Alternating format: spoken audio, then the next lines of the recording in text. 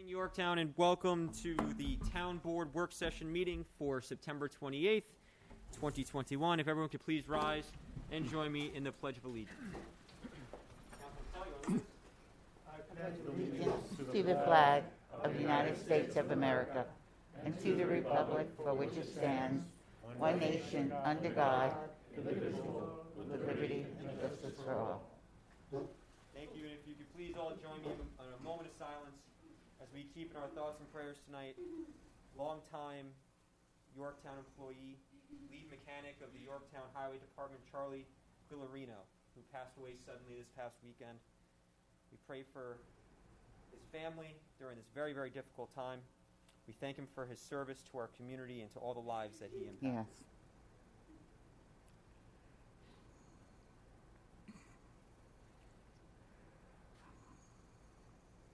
Thank you.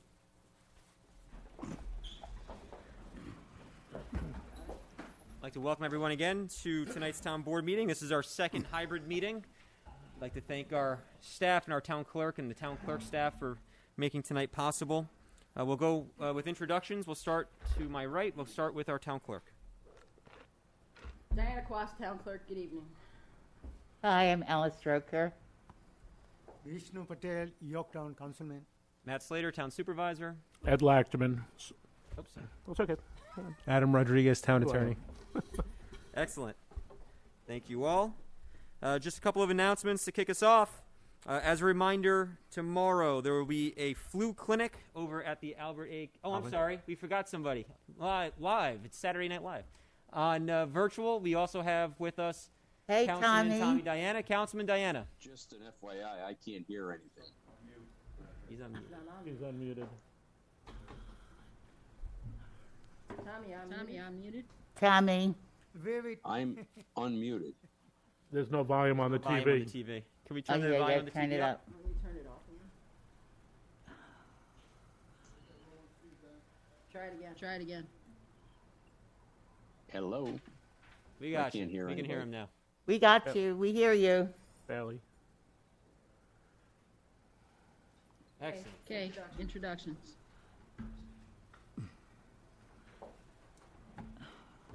All right. Couple of so again, Councilman Diana virtually.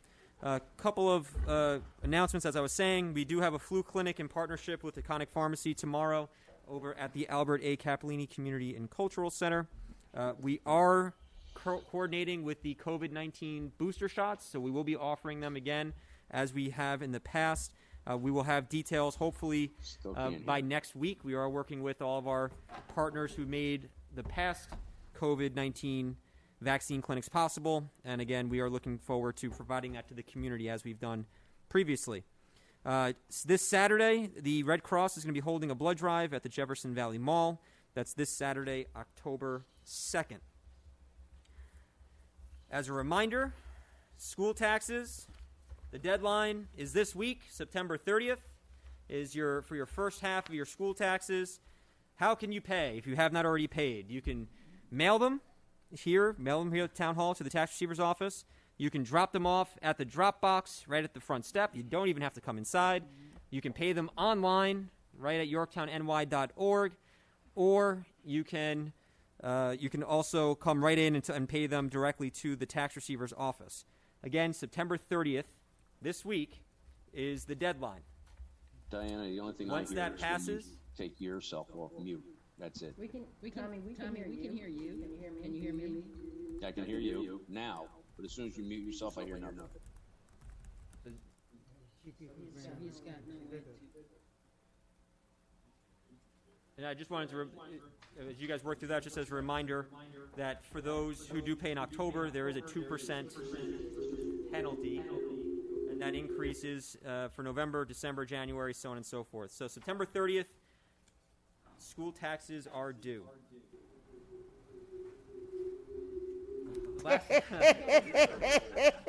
Oh, good. We're getting a lot of feedback. We're working on it, Tommy. We're working on it. Second. The other thing I just wanted to bring up, there was we had a guest at Courtesy the Floor last week regarding the American Recovery Money. This is the federal funds that Yorktown is going to be receiving or started to receive from the federal government.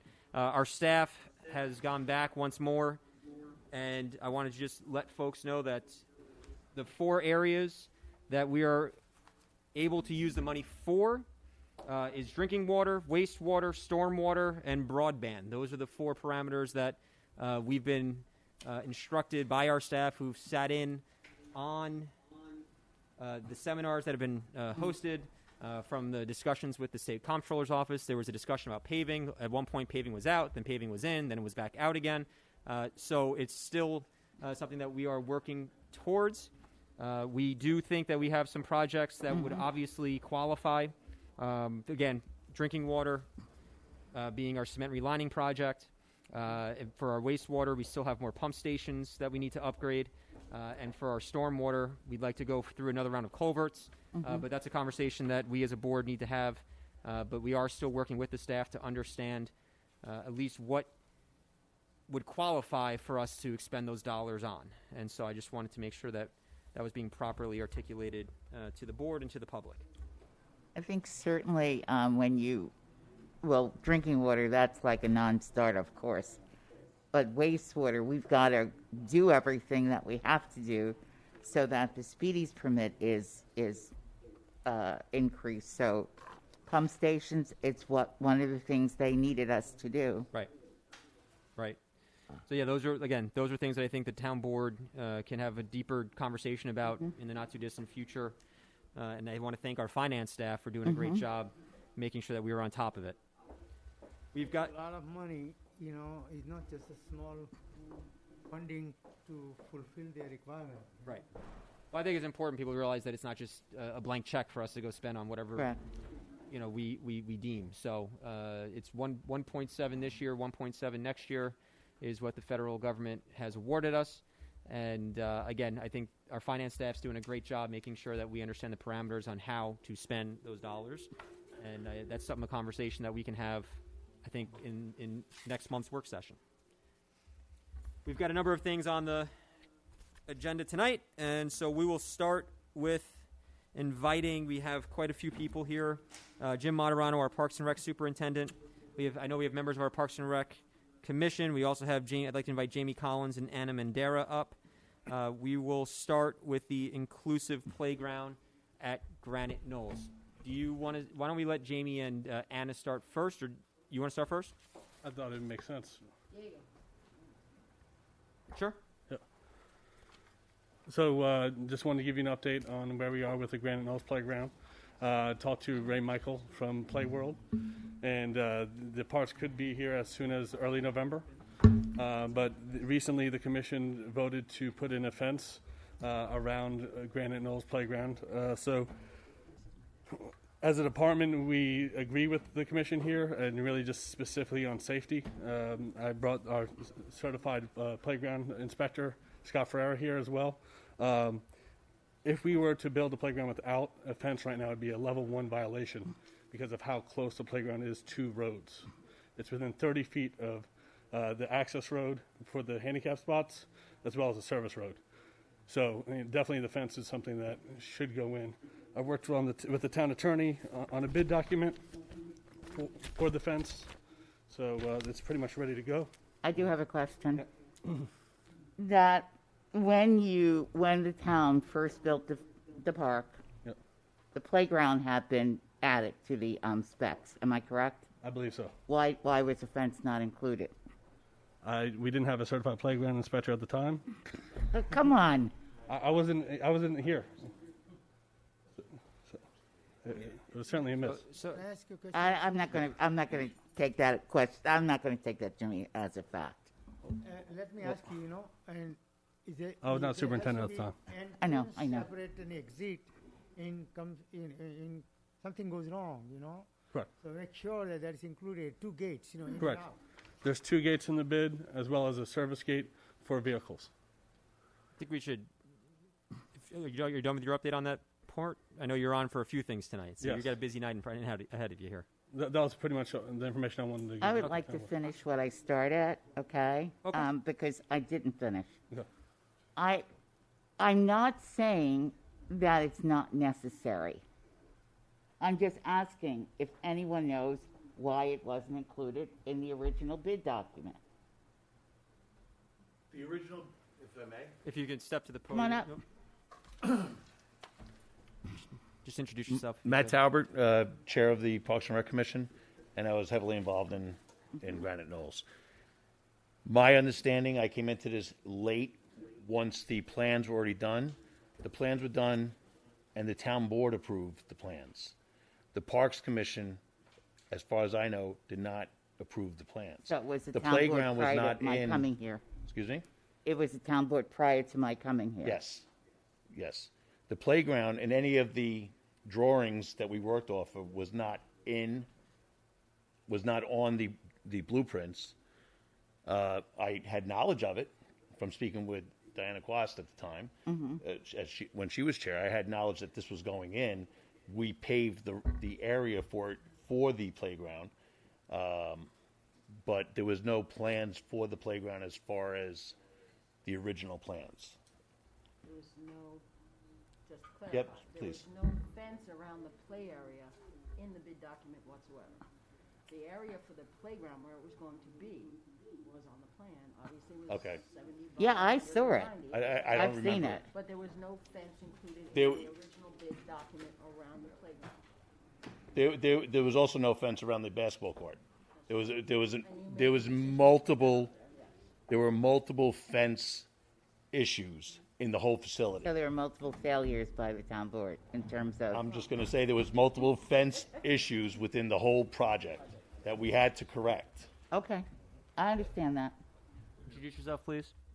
Patrick Comiskey, Vice Chair, I guess, to the Parks and Rec Commission. To answer your question, when the idea of the park came about, it was fast and furious, and we were said, come up with your dream. You know, pick out what you want. We were working on something with the drilling company. So we worked together. Diane obviously captained it. We all came up with our ideas and what we wanted to have here. The idea was to have a playground, the type of playground, and what was going to be in that playground. We didn't know yet. There was a lot of things missing in those documents. There were things in those documents that we really didn't wind up not needing. So there was a lot of bartering that went back and forth between the contractor and us as the construction was ongoing. So it wasn't like a typical thing that I do for a living. I get a full set of drawings, full set of I know, specs, and I I know. go build. I know. And I can guarantee you, right now I'm on a job that I'm on my 105th change order. Actually, 110th change order. So that's just the nature of the business. But it wasn't that anybody did anything wrong. It was that was the information we had at that time. We've since now gotten more information. We all agreed after we had the other place, the accessible playground that we actually won awards on. We wanted to do more because of this great facility that we built. All the athletes in our town. It was just fair that we wanted to be inclusive of everybody in there. So this has evolved. So it's not something that anybody did wrong or anybody forgot or anything else. It's just that as we're going forward and we're building this, we realize we need more parking. We realize we got presented an opportunity to put the solar up. whatever that place, the Hess people that are Solar. going to come in This and is buy us all not sorts of meant stuff. to as No. a It's, criticism. I just wanted to answer your question because It's I've actually meant- have been in the transition It's between kind the of groups. like building a house or renovating my house. There are things that I didn't see until the end. that I No, knew it's I more wanted. like you just saw a piece of property and you want to build a house and you say, okay, what's my dream house? And as you get in there, you realize, you know what, you don't want that stove, you want this stove, and you don't want this that kind of tree, you want this kind of tree. That's basically how we built this. Okay, thank you. Very good. We're gonna. Is Jamie and Anna? You want to come up? Jamie Collins and Anna Mandera. They'd like to present the board and the public with a Hey, ladies. concept Thank, that they have brought forward. yes. Welcome. Thank you. So, good evening to our town councilmen and women. Tom, did you want to say something? I'm sorry, I can't see. He's not on there. I didn't see him. Hold on a second. Go ahead. Hear me prior. With regard to the fencing, I was up there, and I don't remember, Matt, if you were there or not, with the contractor, with the fencing guy. The fencing guy walked out of the room. Okay, there was definitely issues with the fencing company. Okay, there was a lot of stuff, whether they were change orders or whatever happened prior to that, but it wasn't that the town board said no. or that we didn't want to do the right thing. Just to be very clear about that. All right. That guy got up and walked out. So, I happened to be up there on several occasions. That was one that was not a pretty meeting. So, even with the foreman from the construction company and so on and so forth. Matt, I don't recall if you were there or not. I was there, Tom. Yeah. That was a very adversarial meeting, and all they wanted to do was just correct a few things. And I don't think the fencing guy wanted to work with the contractor anymore at that point. Really? Yeah, it wasn't pretty. So, and as Pat had said, it wasn't anybody's fault. There was things that were done, that were supposed to be done, whether the contractor didn't do it, the fencing guy walked out. I don't know if he ever came back. Did he, Pat? Yes, he did. He did come back. He did come back? Okay. Yes. Totally unprofessional. I mean, at that point in time, I had thought about telling the contractor to fire him, because I don't need that type of individual working for the city of Northtown. You don't walk out of a business meeting like that when you're trying to rectify something. There's a means to the end for everything. So, let's get it worked out. But anyway, that being said, ladies, I apologize. I definitely want to hear your proposal. Perfect. And Tommy, can you see the screen? I can see just you and Alice. And they're two wonderful things to look at, but I don't see anything else on the screen. Okay, let me see if we can bring the screen here. So good evening, Councilman. My name is Jamie Collins. I've been a resident of Yorktown for 6 years. I also serve as the capacity of Vice President on Yorktown SEPTA, which is Special Education PTA. I'm embarking on my 4th year serving in that capacity. I did serve as president for 2 years. That's a little bit about me. Hi, everyone. My name is Anna Mandara. I have resided here for over 15 years. I have a child with special needs. I am also vice president on a SEPTA board for Lakeland. I also do a lot of volunteer work with the VFW in town, along with my husband, Alexander Mandara, who's the commander there. I work very closely with Vet to Vet and other organizations for our veterans throughout Westchester and Putnam County. So I'm looking forward to presenting this tonight. So just to give you folks a little bit of background on where we're coming from real quick, if I could just bring everybody up to speed. There was a board meeting held by Parks and Rec back on May 6th, I believe, in which there was a concern by a parent in Lakeland School District that was brought to the table of their special needs child who is on the autism spectrum, with the concern about eloping. So for those of you who may not know, eloping would be to bolt or to run away. Could be several reasons why a child elopes. Some of them are behavioral. Some of them are simply a sensory overload. I'm hoping I'm not speaking in a total foreign language to you. But so with that concern, there was brought about the need for a barrier around this all-inclusive playground. Okay, and with the playground, after attending that meeting virtually with Parks and Rec and meeting with Anna and myself and thinking about things, we decided to propose an alternate to a fence that goes around the playground. And it has brought us to a point now where we were previously working with Parks and Rec, and we wanted to bring this to the town to kind of present our idea to you, to see what you guys think and how we can best represent most of the demographics here in Yorktown. So if you would, please, Ms. Town Clerk. Are we sharing Lower the your screen? mic a little bit, maybe we won't Sure. get so much feedback. No problem.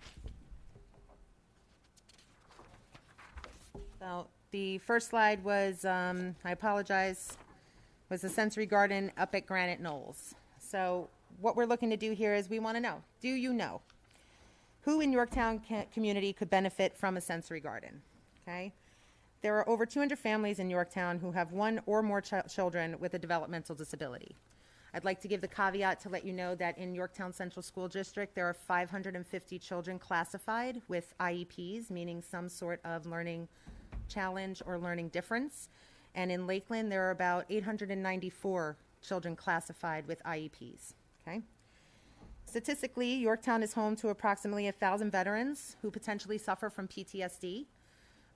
In previous years and statistics and all of the data taken, anywhere from 11 to 20% of veterans suffer from PTSD. And here in Yorktown, it could range to about 1,000 of the people here who have served our country. In the 65 plus population, there's close to about 750 seniors. Statistically, that's 1 in 9 persons over the age of 65 that can suffer from dementia and Alzheimer's.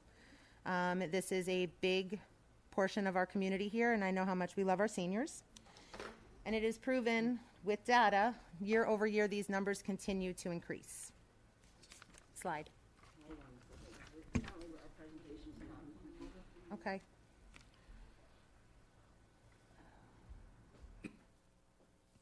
You can't use this one. Hold on, that one, it should be coming on, it's on the screen, but Tom's not getting it. So I might need to have some technical assistance here. Technical assistance. We'll call the Geek Squad. Diego. That's not nice. Diego, to the rescue. Thank you, Diego. Aren't we glad we have such good people in Yorktown? Yorktown is a good community. I'm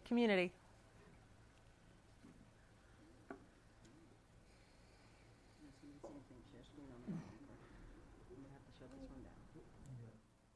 A minute before we do that. I don't know why it's not coming up. Tommy's not seeing it up either. Thanks for bringing it up.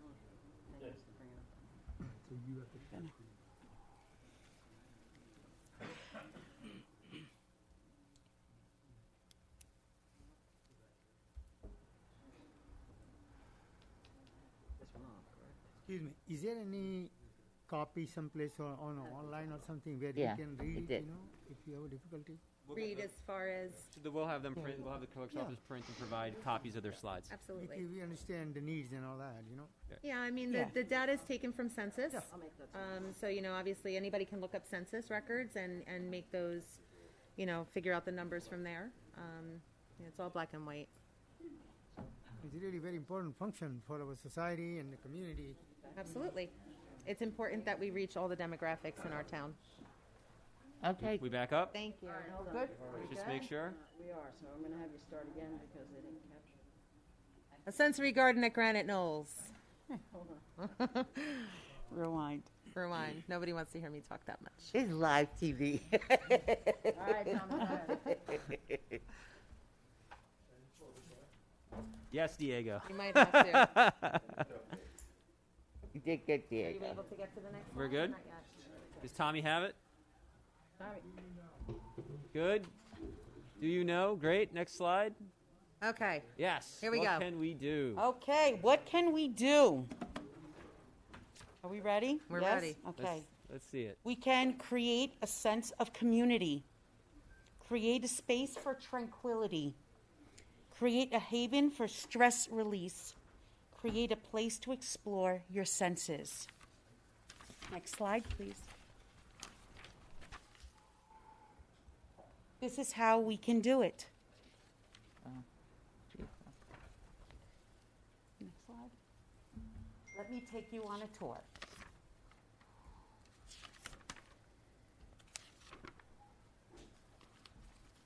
And just if you could just explain that this is an actual. Yeah, so this here is an actual rendering of Granite Knolls Park. You will see where the playground is slated to be put in. Right here as you walk out, this is where we would propose to put the sensory garden. There is a space up there right now that's pretty much used as a putting or sand dust, I think is what we call it. It's a black sand granular. It's not used for anything. It's an eyesore. And we're looking to take over this entire space. The park would feed into the garden. Both projects speak to one another when it comes to people with alternative needs, and it just kind of makes sense. So you'll see around the perimeter of the entire project, we're looking to do a plant and bench structure barrier. This barrier poses for double purpose. So it creates a visual barrier for children and anybody there to stay within. And it also helps to invoke the senses and be part of the sensory garden. So we will slide. I guess you're watching it again. We're watching it again? That's fine. Can't look at it too much, I could tell you that. The playground would be here. So it really is a unique opportunity here in Yorktown. There's just not much around the region that speaks to this kind of idea. Just as a point of reference for people who don't know, the basketball court's already there. Yes, the pavilion's already Pavilion's there. already there. The playground is slated to break ground sometime in October. Fingers crossed that will happen. And along the back end of the garden, we're looking to put up a sensory wall that would create a visual barrier between the basketball courts and the garden itself.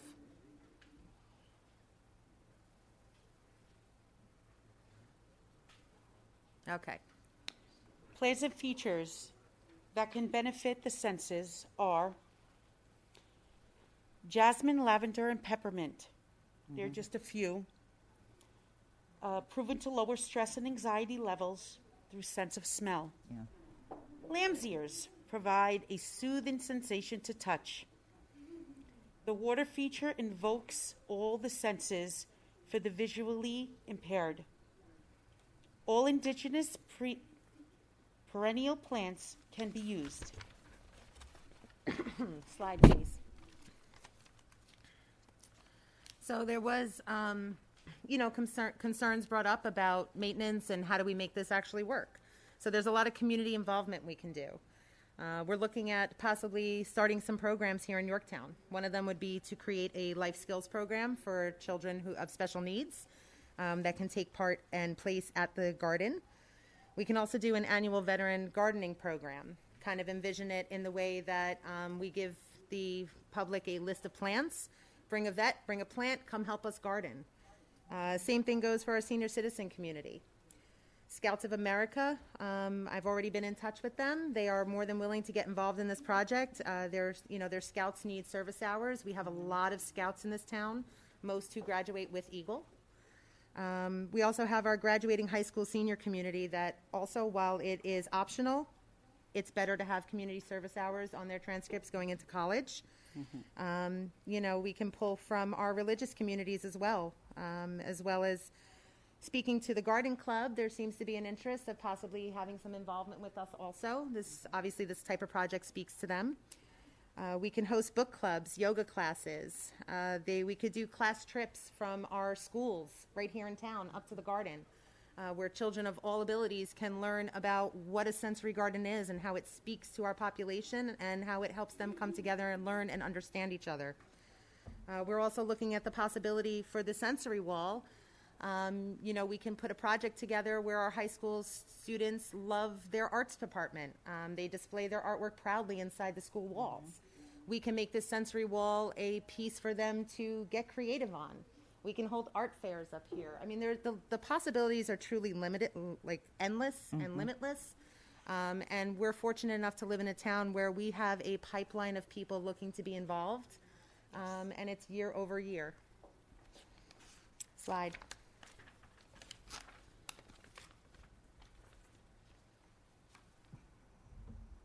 Envisioned perimeter of the garden and playground. So again, you'll see the planter bench structure that we're speaking about. It completely encompasses the entire project from the playground all the way down to the end of the sensory garden, abutting up to the basketball courts. There are obviously points of egress, but this is essentially what we're looking at as far as the perimeter. Slide.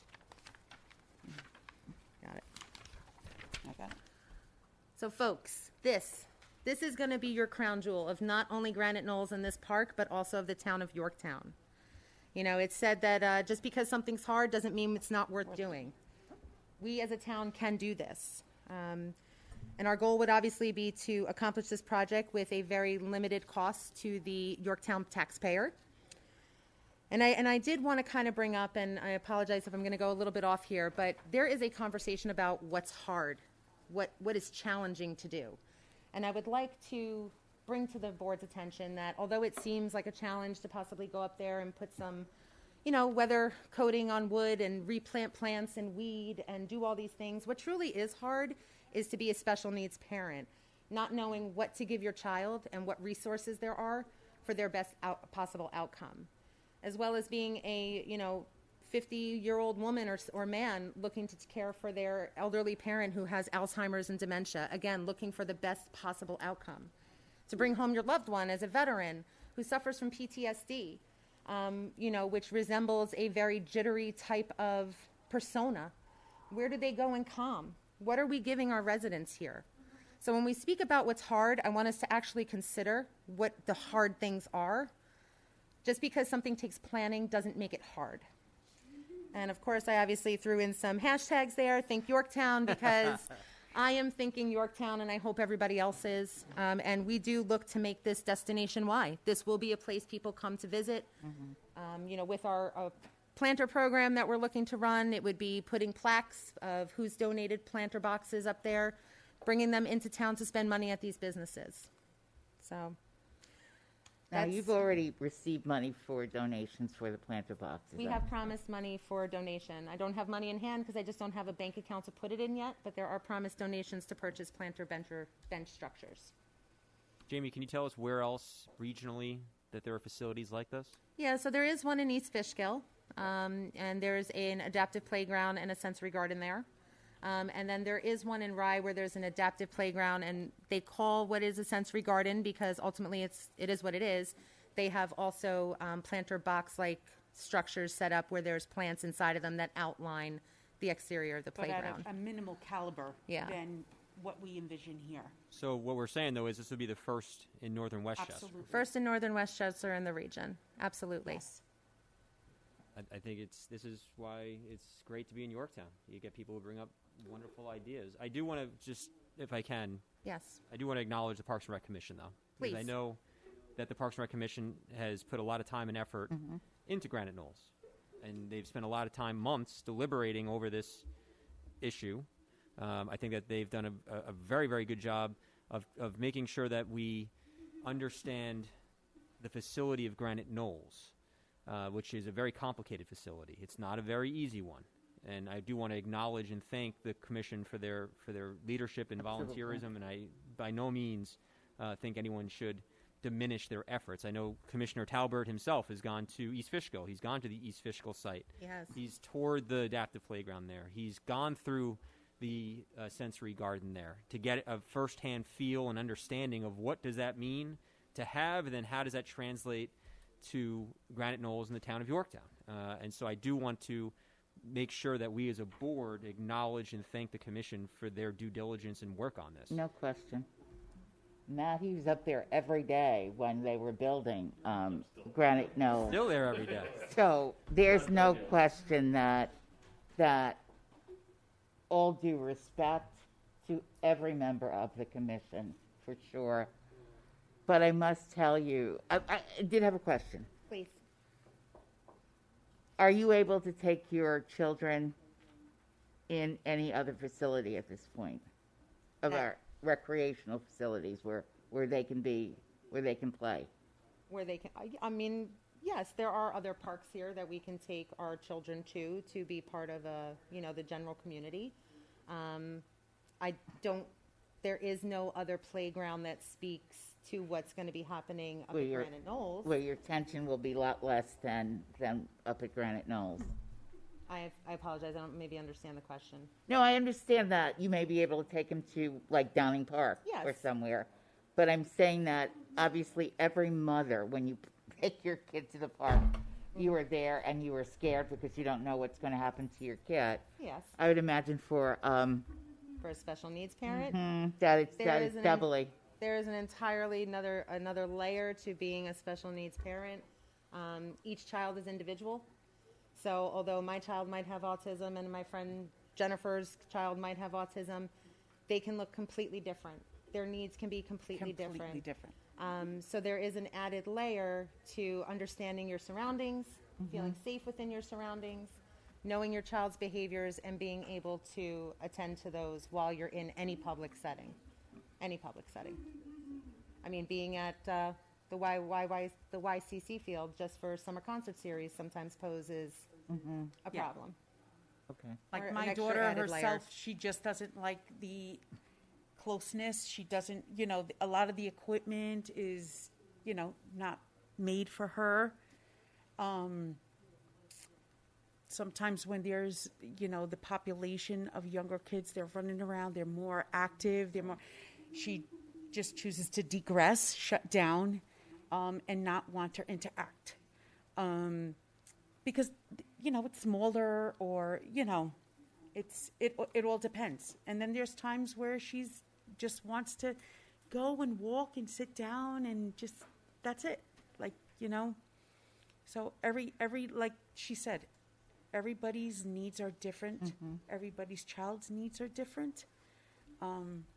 What we want to do is build a place where we could be together, bring it all together, not exclude them, but include everyone. Have a place where everyone is included, and everyone could feel comfortable and happy and be able to relax.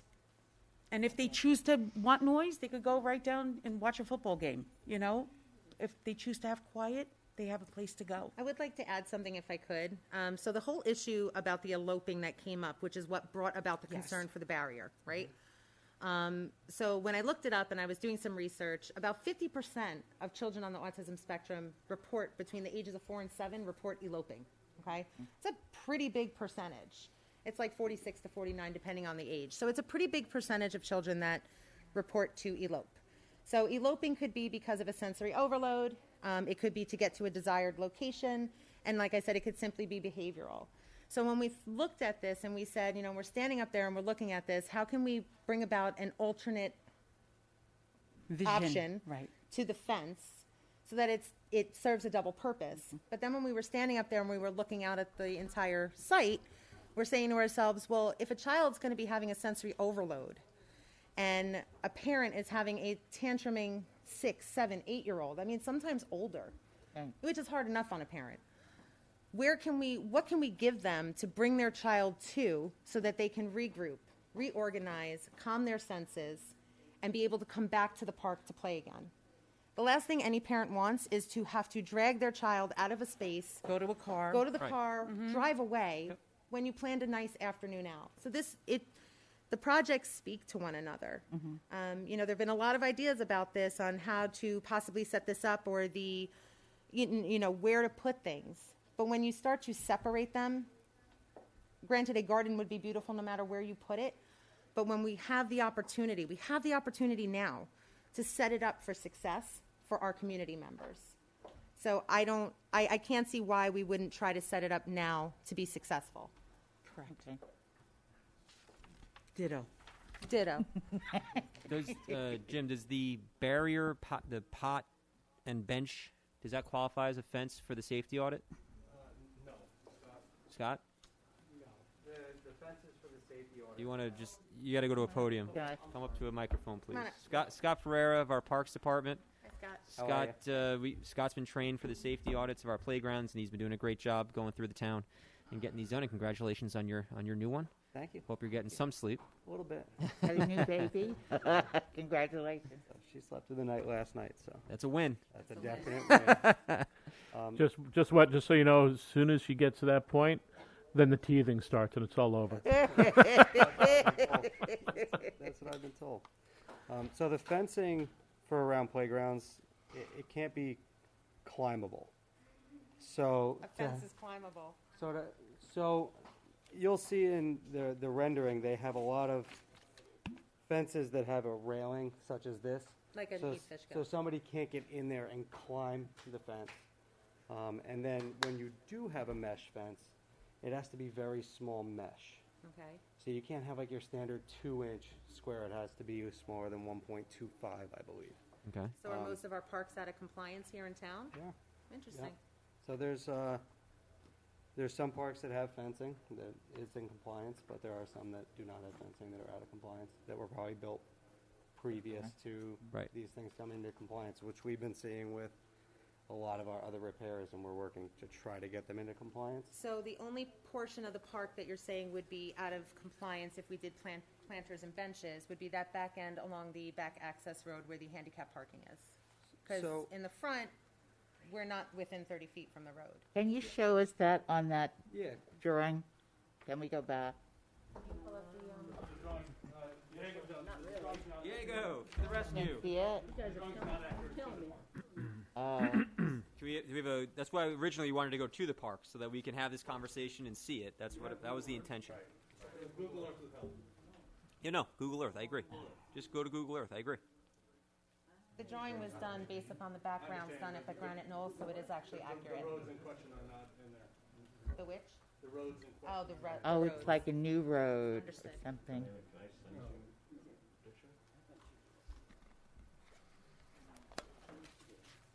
It's that little private road, Yeah, right? there's a second entrance to Granite Knoll, Yes. which leads up to 2 handicap parking spaces, I believe. It's 2 or 3. You're referring to the, Two. Service road and there's you're referring to the private drive that's blocked off? Is it updated on our website? Is that what you're referring No, to? just go to Google Maps. You can pull it up on Google Maps. One's a service road from where? Yes, so minimize it. I don't think I can. Sorry. Yes, just really quick. The 2 roads in question is the service road that's coming up from the parking lot, and then the private road that is behind the playground where the handicap spots are. Right. Let's just see that again. This is why we originally wanted to be at Granite Knolls for this conversation. This was the impetus of that, so that when we had these questions, we can be And it there. And we can decided to see it. rain. We don't have it all baked into our brain like Mr. Talbert does. He knows every inch of that facility. Do you have a picture of it? Can you email it to her so she can get it up? He has a picture. Google Earth isn't working? That's what we're doing. I think what we're saying is that the Google Earth may not be updated. Yeah, that's what he said. What Scott was making.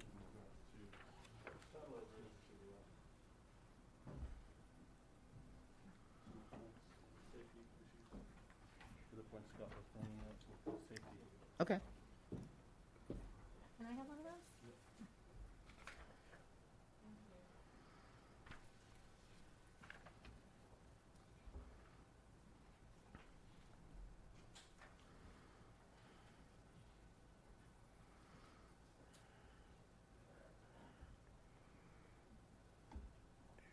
Where did you get this, Scott? Which is that? This, The excerpt? yeah, That's from the ASTM standards. okay. So this standard was started in 2011 and carries until today. Okay. So it's been a long time standard now Okay. for parks. What's No, I just needed to know what it comes from. What does ASTM stand for? American.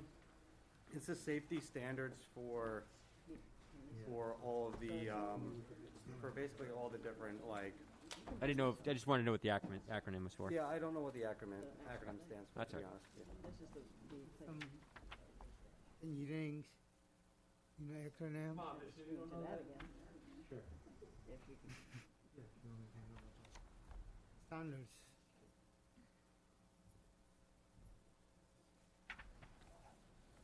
Why don't we just, I don't think we're gonna find any. Yeah. Okay. So Just bringing up the regular. Okay. That's all we have. Thank you. Thank you. American Society for Testing and Materials. Yeah. thank you, sir. Thank you. Standards for everything on an ASTM. There you go. Excellent. Thank you. So does this, which Jim? Yep. Does this accurately show what you were referring to? Not accurately shown. Okay.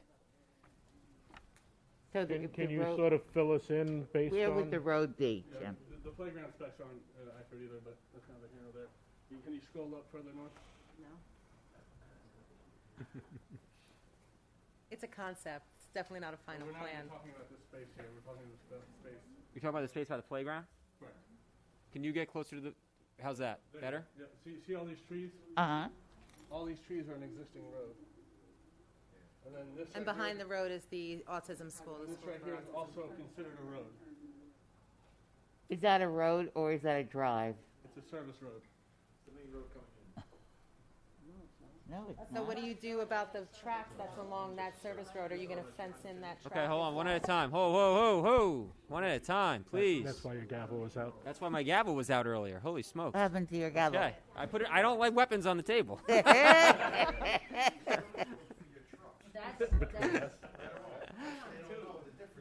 All right, hold on, one at a time, please. Hold on. Who's turning? So, Scott, can you explain to us then, So from your standpoint, as the employee who's trained in these safety audits, what you're seeing? Yep. So as per the standard, anything less than 200 feet from the playground area is a level 1 to a level 3 priority.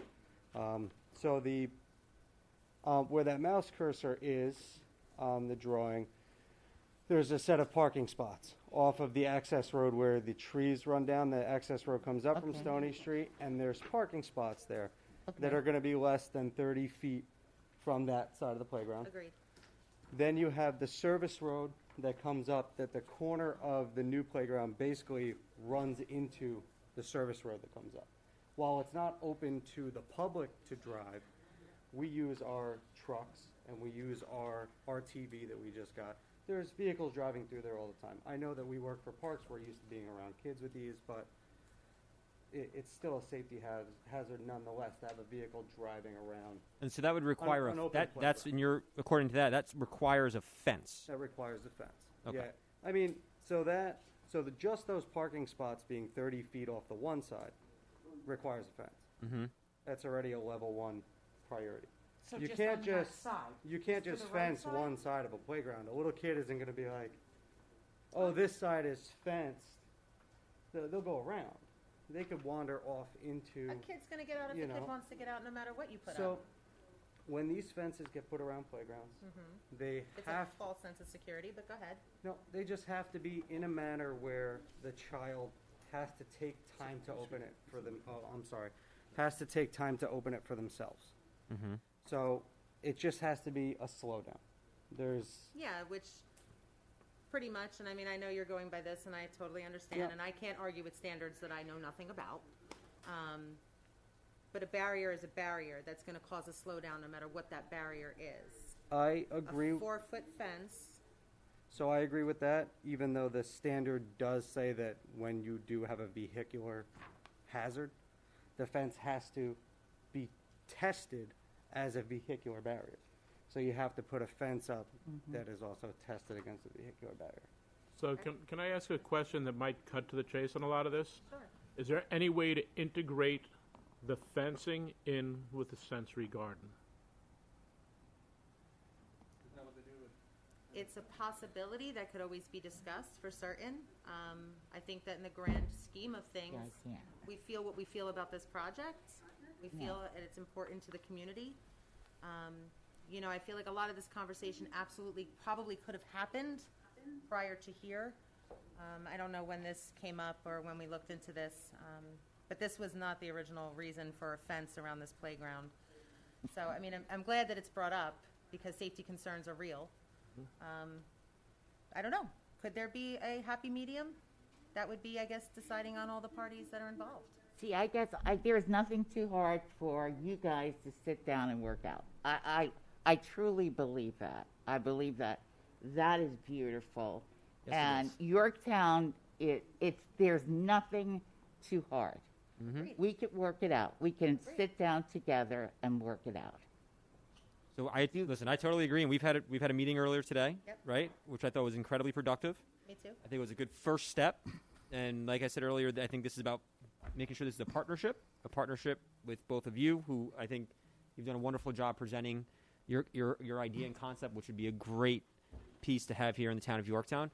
A partnership with our Parks Department, a partnership with our Parks and Rec Commission, and I think we can hash out a lot of the questions that we still have to answer here, so that this could become potentially a reality. So I think, and I don't know if any of us on the board has anything more to say, but I think we can.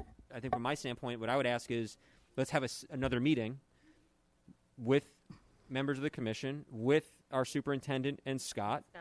so we can sit down. And I would like to think, like what Councilman Lachman said, is there a way to integrate it all together so that we're going to be able to uphold the standards that we've trained Scott in to make sure that our safety audits are complete. But you're 100% right. I mean, I think that there's something really special about what you're showing us and a need for it. Agreed. So can we figure that out together, along with the vision of the commission, understanding what they're trying to do up there? So again, bringing all those pieces together. And I think that, honestly, we're so lucky in this community to have folks like all of you who I know can work together. And I know, Smiling I under the know, mask. but I know you guys are going to be able to work together and hash out some of the I think question marks that that we've raised here tonight, and then come back with another rendition of your idea with more of the solutions put forward. I think that's the idea. Can I just say something? I went up to Granite Knolls a long time before it looked like Granite Knolls, and I remember watching him. And if he could do all of what I saw on 9/11 to where it is today, from what I saw, I don't know how long ago, this isn't hard. So, If I may, can I? Come up to the podium. Sorry. The commission has not really had an opportunity to discuss the Sensory Garden with Jamie and Anna. We're willing to obviously sit down and discuss it. The area that's in question for the Sensory Garden came across the town board once before for the National Fitness Campaign. They want to use the same area. I'm opposed to it because we've already spent, Jim and I have spent over 2 years working on that, and we're getting close to the opportunity to put it in. They could still still put a Sensory Garden in. It would be much smaller scale and much more manageable. But as I've explained to Jamie and I've explained to Anna and to the supervisor, our biggest concern about the Sensory Garden is maintenance. Sure. We don't have the manpower to add another project that has to be weeded and clean and kept beautiful the way it is. I did go to the East Fishkill playground and the Sensory Garden, and to Ed's question, can it be integrated? Yes, that's all within. The Sensory Garden's in a separate fenced-in area, but the playground's in a fenced-in area. They're both in fenced-in areas. Things can be worked out. Jamie and I were talking earlier of different options that could be out there. I would definitely want to include our foreman and assistant foreman and see what they think they can actually manage. Not that I don't believe, Jamie, that she would reach out to the Boy Scouts and the Girl Scouts and everyone to come in and give help. When that I'll helped, put programs on your Parks and Rec flyer that I didn't get this year. you didn't get the flyer. I didn't get the flyer. I didn't get the book. That's a shame. Can I make a recommendation? That, Yes, please. The planning department also be involved? No. No. We don't have. It's Sorry, not hold on, situated. Councilman Diane. Hold on 1 second. Sorry, it's. So let's. We'll come back to that. Councilman Diana. Go ahead, Tom. Thank you, Supervisor. And ladies, I want to say thank you for sharing some of this with us, because, quite frankly, I'm a novice to the pros and cons of this type of recreation area for our handicapped individuals. We are fortunate in this town to have, gosh, right next door, the international school, who I'm sure could probably lend some assistance in us, with us, I should say, in planning for this. God, I can only imagine this being not only and thanks to the commission and our parks guys, that Granite Knolls is the jewel of the Hudson Valley and absolutely of Westchester. But to have something like this up there, and if we can integrate it in there properly, to everybody's liking, and understanding the eloping now and so on and so forth, I can see why a fence would give some parents a false sense of security. It's kind of like a street crossing on Route 118 onto the park. If you put a crossing there with no way to stop halfway across, if you can't make it, there's no sense in doing it until that can be done properly. So I want to thank our commission. I want to thank you ladies for enlightening us on this. But I think this is something that we all put our collective heads together. We should be able to get this done. And as far as the maintenance on it, I get it, guys. You know, your staffing is your staffing. And I think the lady said that they could probably partner with the garden club, which would give the garden club kudos. You got Boy Scouts, you got Girl Scouts or Scouts of America, whatever they're called now, who could assist in a lot of things up there, including either the building of the benches and planters, installation of plants. You know, I think we have to find solutions and not make issues, I guess is what I'm saying, because this is a laudable cause. Tom, you brought up a great point also. Right next door is a Shrub Oak International School, and a lot of times they look for programs where you can teach real-life experiences, especially children that are on the autistic scale that are, you know, high-functioning. Sure. Yep, they utilize that one. I've seen them over at Slavin. They do utilize our parks. And I must say that the Kofflers have been fantastic partners in the community. Yeah, well, speaking with Councilman Diana earlier today about this, he suggested reaching out to Brian. So we do have a call into Brian that we're going to follow up on. I also have a call into the East Fishkill supervisor because I'd like to go up and see their adaptive playground and their sensory garden so we can get an understanding of the maintenance and some of the tasks involved in the upkeep. So again, I think it's a great idea.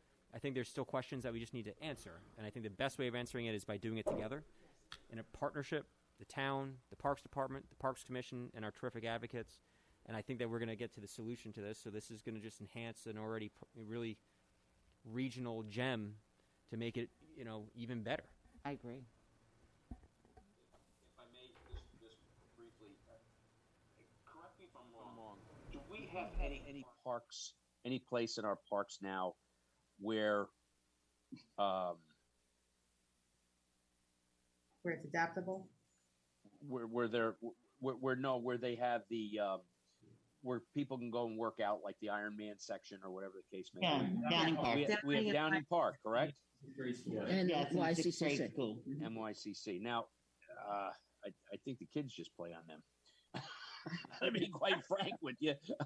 Well, the one in Downing Park needs to come out and perhaps maybe put a new one there. Well, the specific one that we presented to the town board has to deal with sponsorship. And the company, National Fitness Campaign, Actually is the same company that is in Downing Park. They agreed to give us a grant for the one at Granite Knolls because of the amount of traffic that is there. And it comes with, the other part is that part of the wall of the National Fitness Campaign has a sponsorship wall, which could be in the area of about $100,000 received in order to install the unit. Well, you're saying that there's no other area in Granite Knolls where you can put this? That's the area that was approved. Approved by whom? By National Fitness Campaign, that they would give us the grant for. Right. Why don't we have another conversation just to see if there's any other, if there's an appetite at other potential areas, either at Granite Knolls or elsewhere. I like Granite Knolls. The reason why we went for Granite Knolls is because of the amount of people that are working. No out question, there. and I agree with that. I absolutely agree with it. The other concern that I had, and again, this has not come in front of the commission yet. The other concern that I had was putting this next to the basketball court. The ladies seem to think that they could shield it from what goes visually, Visually, we can but not verbally. Oh. They're going to hear thank you. You're welcome. You know what? That's unfortunately. I mean, I kind of look at Real it world. this way too, is that, you know, when we look at Yep, when I we agree. look at our communities who will be accessing it during the day when most children or youngsters who are playing basketball Mm-hmm. that go up there will either be at work themselves if they're in their 20s, or they will be in school during the hours where possibly any seniors or veterans, when we can run those kinds of programs, would be up there.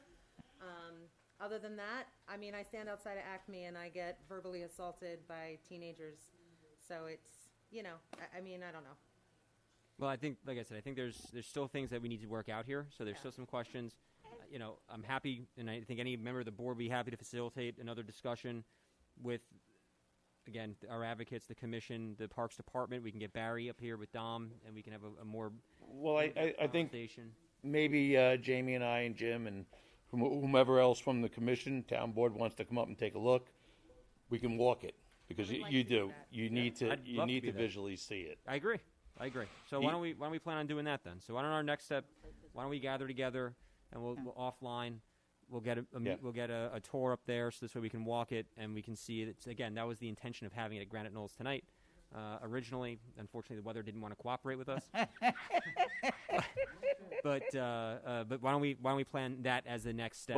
Well, luckily, Jim found out today that we can actually receive the playground and we could store it until it's time to start assembling it and building it. So that will help us depending on how we do the fence, if it is a fence. Mm-hmm. Yes? Oh, I didn't know. He just told me after Matt, I I'll left go here. with you. He just told me after I left here earlier. Okay. Same as with this Scott document. Okay, great. Scott document. Well, again, for lack of a better Amy, term. wonderful job. Thank you very, very much. Well, did really to great. To our Parks and Rec Commission, thank you very much Thank for you all. your leadership. And to our Parks Department, thank you for all your efforts as well. It is greatly, greatly appreciated. Thank you for recognizing the value. So thank you. Absolutely. There absolutely is. Thank you. All right. So we're very, very behind. Yeah, just really All quick. right, Jimmy. Show is yours. You got Parks update. Just one moment. So just to circle back around, we do have this bid document ready to go for that fence. Can I give Well, I it think to the board needs to authorize that bid to go out, and I don't think the board is from what I heard. I mean, I don't want to put words in anyone's mouth. We're not, I'd but like to I'm find not out ready about- for that. I think we'd like to see more developed on this collaboration first to understand where we're going before we authorize the bid to go out. I mean, that's my take. I don't know. I'm where you are. Councilman Diana, what do you think about that?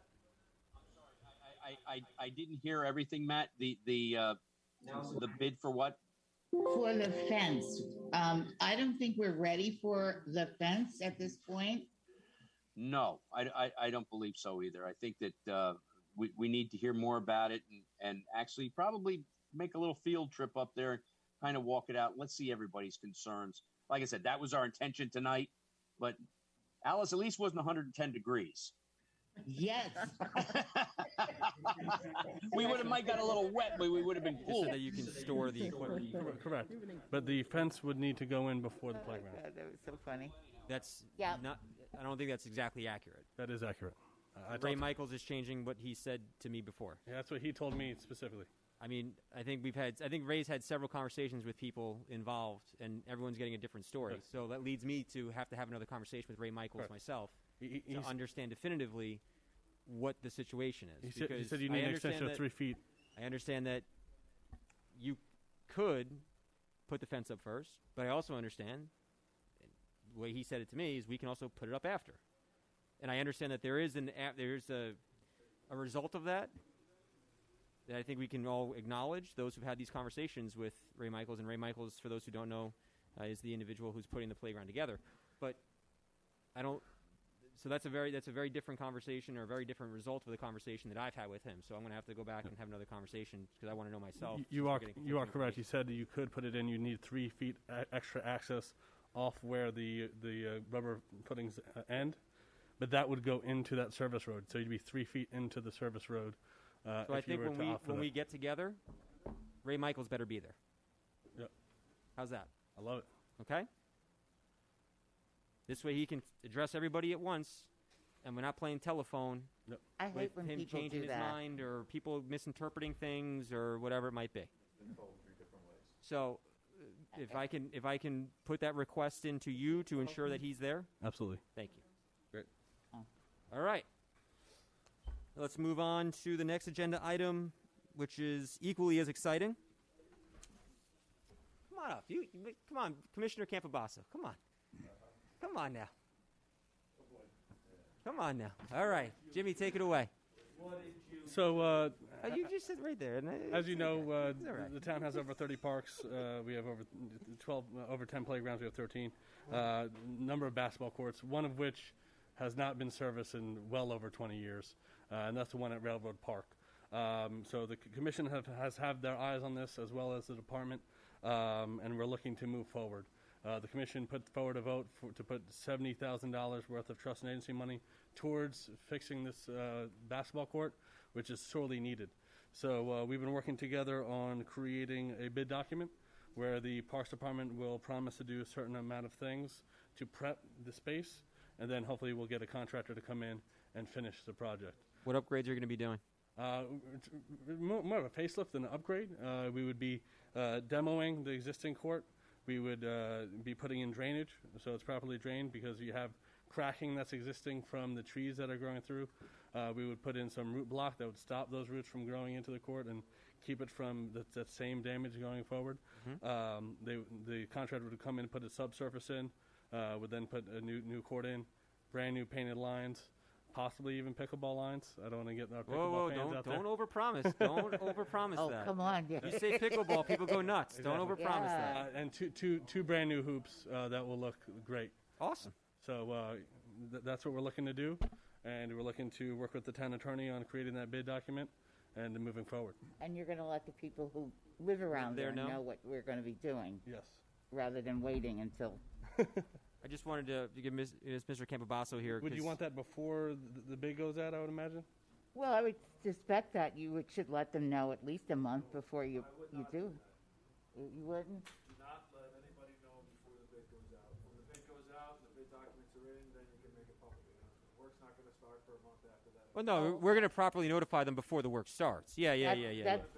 I was about to say. I mean, I think we're making a public announcement that we're hoping to provide a facelift to the court right now. Yep. But I just wanted to bring Mr. Campobasso in because I know my phone's been burning about this project, because he's been leading the charge on it. Commissioner Campobasso, anything you want to add? This project has to happen. So, I have lived here for 48 years, and I used to live in the apartments on Underhill. And this was a place that we used to go to play basketball. To drive through the middle of town and see this thing still closed, or only one hoop up, all those kids that live in that area, this is where they can walk. They can't drive to Granite Knolls. I just want to make sure it's done properly, that we don't start the process, over-promise things, and then see this thing slide to 2023. So my only concern is when we write this RFP or whatever we're doing, that we're adhering to a schedule and that this is actually going to happen. So I don't think anybody's opposed to it. The commission's already voted on it. I know Matt and Jim have worked really hard on this, but I just want to see this push through so we could break ground in spring and turn it back over hopefully in the summer. No problem. Can we be sure that we're going to get someone who's going to be there and oversee the project as it goes in? Granite Knolls too. No. We do have a town engineer. Great. Yeah, but he's not going to focus on. Dan, are you going to focus on the basketball court? Mr. Rodriguez, have you started working on this one yet? He's right there. No? Okay. So then, I appreciate that. So I think unless any questions from the board on this? I just have a question. I see that you're going to remove 2 trees in front of the playground. Is that, if I'm standing at the highway garage, am I looking to the left of those trees? It's the ones closest to the highway garage. They're the ones causing the root damage to the court. Okay. That's why we had to shut down that one basketball hoop, because of those 2 specific trees. While you're doing that, is there any opportunity to open up that flagpole? Not that tree. Can you just come to the podium if you're going to speak? You're talking about the flagpole by the corner? Yeah. That's what we were looking at. That's what we were looking at. What that was. Not that tree. Okay. If you're standing at the highway department looking directly across the street and you've got the opening to the basketball court to the left, it's the 2 trees to the right They're literally on right Front top of the Street. court. Right. So, I know there's been talk, Jimmy, with Paul Martin from the Historical Society of trying to either open up that pole or move it. And looking at this, I thought it would be an appropriate time, just while you're in there. Just If you want to add that to the bid document, I'm sure we could do it. Why don't we do it as an add-on, and we'll see what we get? I mean, All right. that would make sense, right? Sure. As an add-on. I would think the person that does the court is not that person. Yeah, right. Well, that's why it's an add-on. I mean, Right. Yes. Aren't we removing the tree? We are. That's. He's referring to the flagpole. He's referring to the flagpole, not the tree. He's referring to the flagpole, not the tree. Well, you could open up that area a little more if you take down another tree. I don't know what the condition. We're limited to only taking down 2 trees. Okay, so then we're fine. Okay. I think it'll look really nice there. You know, you've got the new railroad station there. Great. You've got the monument there. I think It's I time. think those 2 courts that are there were there when I moved here 35 years ago. I think you're right. So it's time. You have a beautiful refurbished train station there. Why would you not have a beautiful brand new court there? I couldn't agree more. Great job. I think it's a great idea. Question? Tommy has a question. Tommy, yeah, I'm sorry. Go ahead. It's okay. Now this is coming out of the money to do this, and about how much are we thinking, and where's it coming out of? $70,000 The commission for out of trust and agency. I don't know what bids are going to come back and how much that would be. Right. So I guess that'd be a question we'd have to answer past 70 grand from the bid documents that we receive. I think what we have to do is put it out to bid, see what we get back. We know that the commission has authorized $70,000 out of TNA, which the town board will have to authorize into a capital improvement project for it to be actually spent, and then we'll know from there if there's any overs. If it's more than 70,000, we'll have to have a conversation about what that means. Hold on, I see Mr. Kaminsky up out of the corner of my eye. Yeah, I was just going to ask Pat something anyhow. Oh, good. I'm a little bit of a big guy. It's hard to miss me. It's further to what John was telling you guys. This town has a horrible reputation in the contracting community. So actually, I was at your pre-bid for your culvert and bridge job, but unfortunately, my company didn't want to get their hands dirty for anything less than $50 million. They won't let me work in my own town. $50 million. So no, anyway, but the contracting community right now, we've put too many bids out. We don't and execute them. canceled them. Right. So the ball fields at 202, the demolition at Holland Sporting Club. I can name a bunch of them that we've done. So all we're doing is costing ourselves money. So the 70,000, just so you guys are clear, isn't a number that Jim just picked out of the air. We've had other people look at it, give us ballpark pricing, but we have to go out to bid for it. So we believe we have a decent budget. Okay. So adding to the things like Mr. Lockman asking about, we can always do them, like you said, as add alternates. There's some ideas on the thing. I just read it a couple of seconds ago, so I already told Jim to send it to me a word. I would want to mark it up, but it's. I think we want to be very careful. Let's just keep it to the basics of getting this park back into a serviceable park. Agreed. So as you guys well know, Jim and his team have been doing a great job right now with triage. Yes. Right? And that's kind of one of the things that was a little upsetting to me when we had our conversation this morning. What you hear from everybody at our meetings are that we care about the greater good and we care about the best return on our investment for the limited funds that we have. So let's not throw everything in the sun and all of a sudden try to make this like the next beautiful basketball court that everyone wants to go to. Let's make it a serviceable field.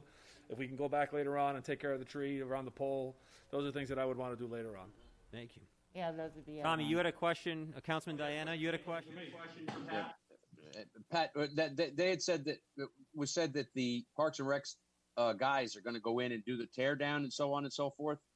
They're going to take the blacktop up and do some drainage and so on and so forth. Did I hear that correctly? That's correct. On the document that was passed out, you'll see a list of scope of work that will be out of, instead of calling it a stage one, we're calling it a prep phase. So the prep phase before the contract phase. Tommy, we'll get you a copy of the memo that Jim just handed out so you can see what they're doing. And just don't remember, ripping shit up is building it. That's hard. Well, let's watch the language, please. It's about TV here, okay? We are on government TV. Thank you. The talent that we have in the Parks and Recs department might be better served by doing other things in other parks and let the actual contractor do the rip out and drainage and so forth. It may cost us a couple bucks more, but in that case, it may just this way, other things can get done. So we can have our talents do what our talents do. Anybody, like Pat just said, can rip up blacktop and so forth. Maybe we have the contractor go soup to nuts. I think that would be another good add-on. I have no problem with that. Yeah, we can absolutely do it as an add-on to see what the number is. Yep. It doesn't hurt. I mean, that's the thing. But I think the important thing to hear from Commissioner Kaminsky and Commissioner Campobasso, and I agree completely. Let's get this done. That's the important thing. We all agree. So I don't know if we want to. Do you want to make a motion now to authorize the bid, or you want to wait for the bid to be authorized written first? Bid document. Okay. So then all I ask is that you work with our town attorney. I was trying to move it just so you guys see. I'm ready to go. It's always Diana. I'm ready to go. Have the document in order. I'm ready to Well, go. we So can why don't we authorize do it this? Once you get it. I've done that. So why don't we have you work with our town attorney, draft the bid, so this way, once it's submitted to the clerk's office, we can make the motion to authorize the bid to be circulated, and we can go from there. We can also have the draft, the resolution drafted authorizing the capital improvement project, and authorizing the comptroller to transfer the funds out of the T&A account. We can do all that at once if we wanted to, but let's start with the bid. Makes sense. Let's do it two ways where we have let them rip out and then let our guys rip out. Yes, Mr. Council. The other thing Spoken to you earlier about, and Pat had just addressed with the bids. It is possible that we can go to companies that are on Sourcewell and just get a quote. We already have a quote from one company. We could do that and circumvent the bid if the town board so wishes, and we can find out where we are. Adam? I mean, it's I have to- within I the have to look money- into it yeah, I to think you're advise. within the money range. Just to get quotes. The objective to doing that is to start to create a relationship with a company I understand. that we can actually work with. Why don't we check with our legal department and our finance department to make sure, and if that's an option, then we can explore it. I don't have any hesitation. That's doing that. great. I'm sorry, Commissioner Campobasso. Not that I don't trust everybody. Can we have a date of if we have to go into an RFP? What do you mean? Can we have, what's the next step and what's the time frame? That'd be Adam. That would get be this that would be approved? that would be Mr. Rodriguez's Friday meetings when he sits there and bangs away on his computer Friday. Friday? drafting RFPs and bids. But Okay. no, I'm not saying this Friday. But we will get it. It will be done as quickly as we can get it done. I don't know if Alice? Mr. Rodriguez wants to commit to a specific date, but we'll stay on him. Okay. Well, I'm look, calling him. I need on Friday. I need specs. I mean, I need the parameters of it. Yeah, I I want mean, to make it's- sure we have everything for Adam.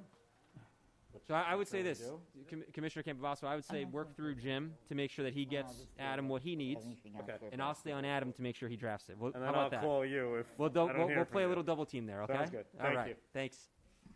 Great job. All right, so that's exciting. What else you got? I just want to thank you guys very much for approving that 5910. I know the department's very appreciative of every single person on this town board. And also wanted to, while I was up here, give Dave Pagnelli a shout out. Turkey Mountains never looked so good. Being able to drive up there without buying new shocks for your car is really something else. And as well as Chelsea Park. I mean, that park is really. Are we done or We're- not yet? We like to stripe it and kind of, really dress it up a little bit more before we have a ribbon cutting. But we're close. all extents and purposes, it's We're pretty close, much done. and, Yes, and it correct. looks good. Excellent. It's really something else. Pieces that were moved. So thank you to Dave and the Highway Don't Department go for working away, on that. I got something. Yes. I had put it this year budget ending December 31st, 5,000 for the gazebo. Gazebo, is shaking like that, Yeah. and it is unsafe with the handicap. I'm still uncertain to what budget line that was. The Eagle project was going to do it, and then somebody says somebody's going to do it free, Nothing is free. Material was available, and nothing has happened. Nobody Councilman Patel, why don't we have a conversation tomorrow with our comptroller to see if where that $5,000 is, to see if we can do something on that gazebo. been But I looking think for that that money. I think that Councilman Lackerman was working with the DeVito family. Why are you asking him? I am taking care of since 26 years. Ask me. Okay. Did you speak to the? I understand. Did you speak to I the? have asked the controller. It's whether it's certainly a need. Hold on. It's certainly a need. One at a time. Did you speak to the DeVito family, Councilman Patel? No. Okay. This is the town-owned gift from the Lions Club. Okay, and they have done it for a long, long time. and 4 Eagle Scout I done it, and I sponsor those, and there were hundreds and hundreds of hours. But no, it's a very large group of people use it, so we have to I keep understand. maintained. That's it. I agree, but we're going to have a conversation with the DeVito family. We did have a conversation with John DeVito, one of Jack's sons.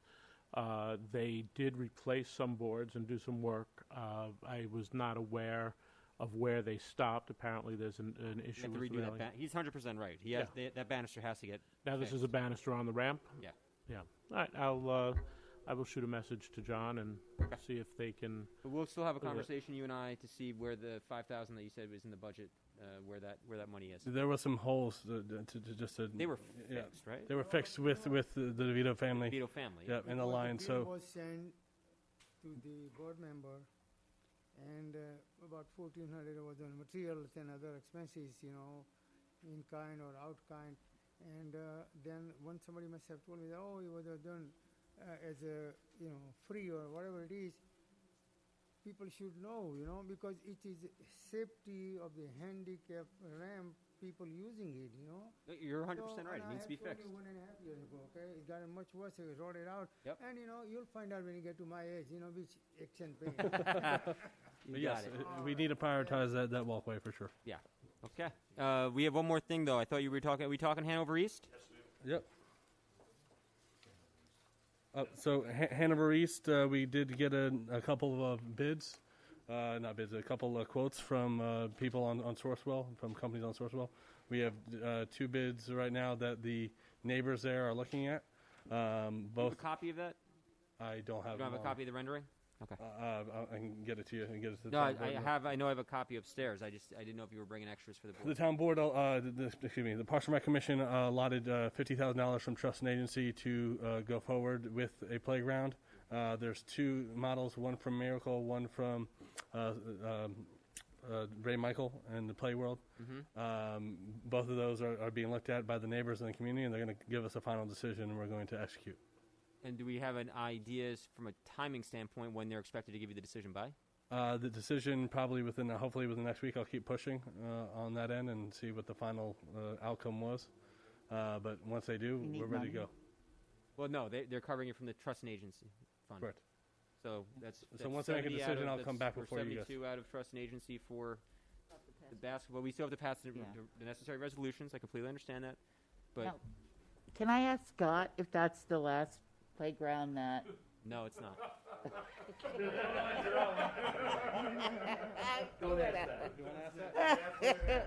Oh boy, you just laughed at me.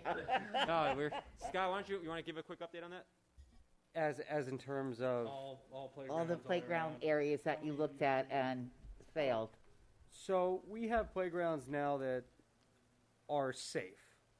I went around and made sure that all the playgrounds didn't have any level 1 issues going on. We do have playgrounds that are on borrowed time, a lot of them. I believe that we walked around with the technician from who was that, Game Time? MRC. Yep. And we have about 5 or 6 playgrounds that are on borrowed time. Shrub Oaks Playground is also on borrowed time that needs extensive work, and plus it's a very heavily used playground.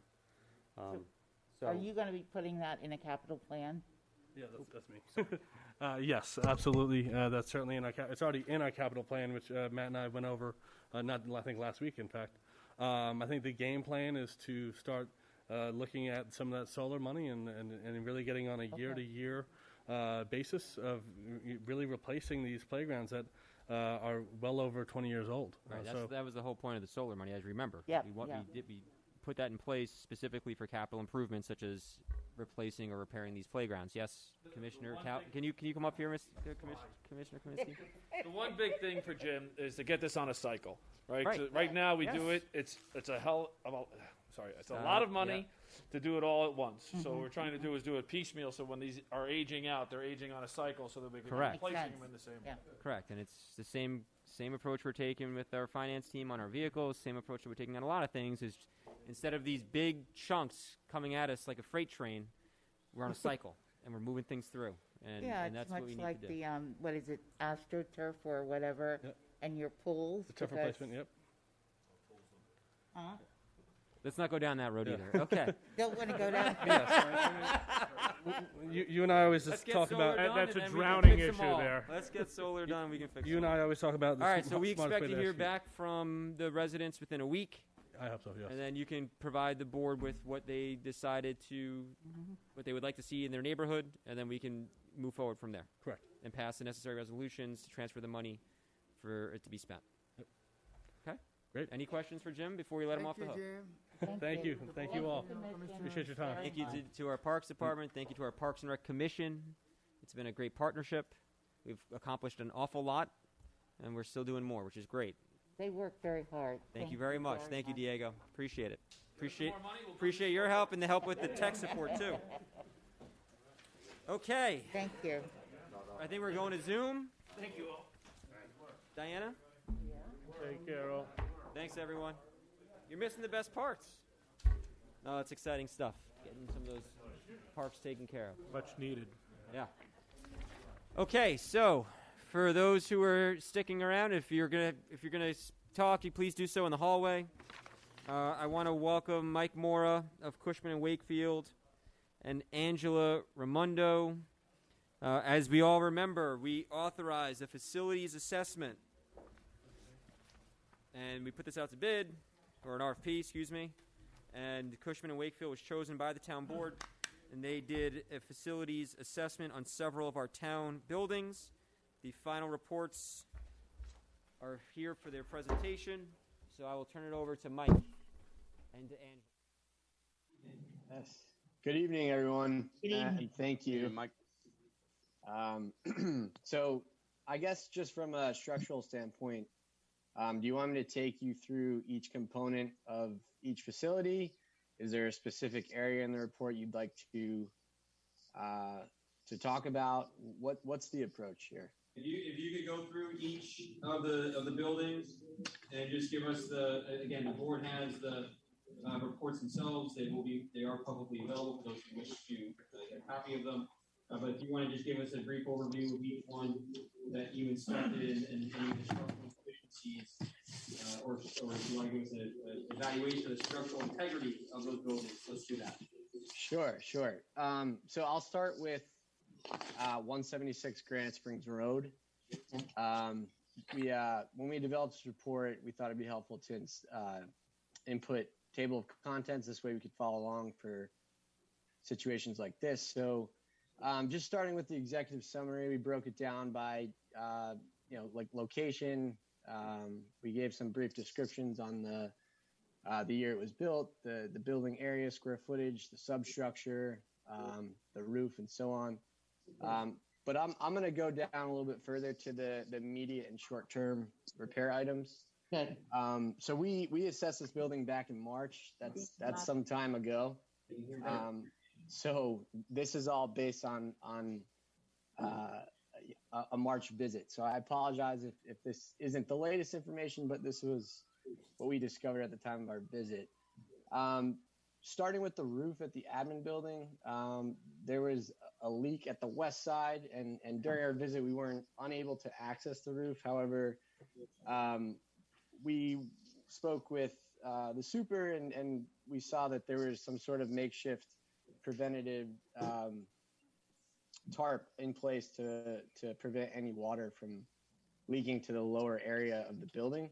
While we were there were no visible areas inside the property that appeared to be damaged by water.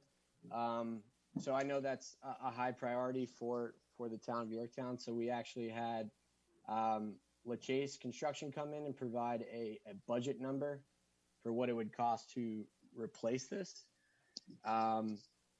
So it's all right there under the roof. It's about $24,500.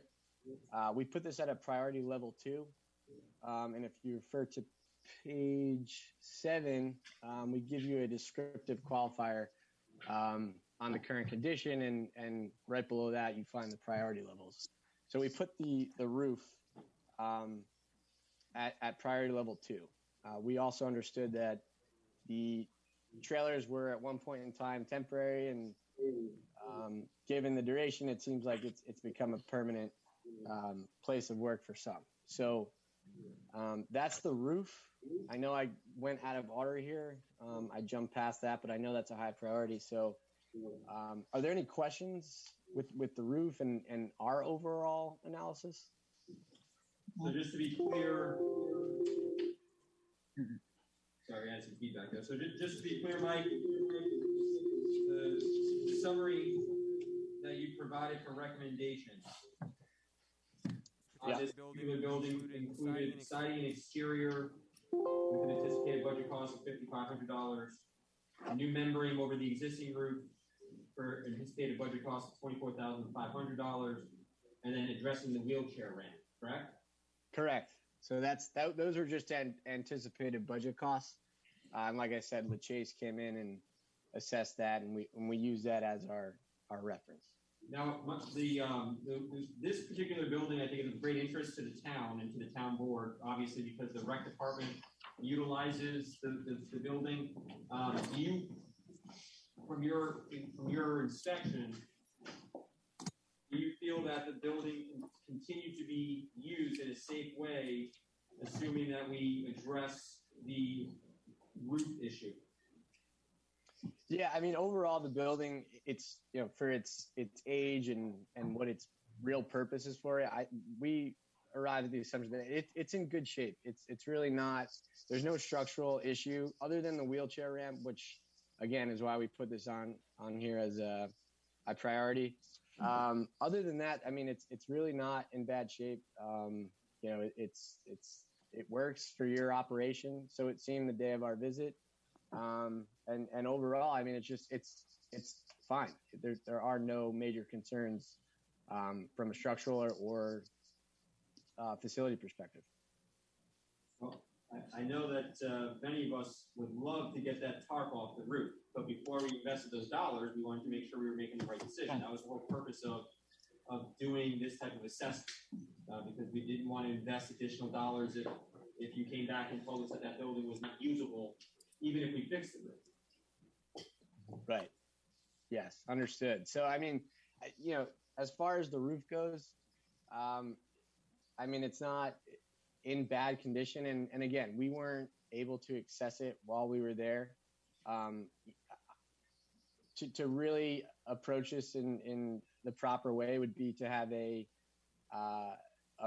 roofing contractor come in and evaluate it, and just kind of pinpoint the areas in which they may foresee as an issue that could cause problems later down the road. I think if that's something that you guys would like to address, we are more than happy to point you in the right direction and get someone on site and take care of that. I don't want to get ahead of myself, but that's definitely something that should be considered for this property. Can I ask a question? So this Sure. new membrane over the roof, what's that? Can you explain that to me? So there's different types of membranes. It could be a single ply. And again, this would come at the expertise of a roofing contractor. Okay. And this is a trailer. So this is a temporary trailer. They're not too elaborate, but if this is a place that you guys foresee your employees staying more than 5 years, then I would consider and recommend getting a roofing contractor. Okay, we have to talk. Any questions from the board on this particular property? So we're going to have to get the roof redone, kind of what we... What was that? I said we're going to have to get the roof redone. That much we know. I looked through the information here. We had said it would be somewhere between 20 and 25,000. Right. That looks like about where it is. Siding on the exterior and the wheelchair ramp. Now, I was a little concerned looking through a couple of these photos here. Yeah, the facade across the top and so forth is a bit shabby at best. Yeah. Let me see here. I thought I saw pictures underneath of it. I just thought I just had them right here in front of me. You're talking about the facade? No. Did you take pictures of stanchions underneath?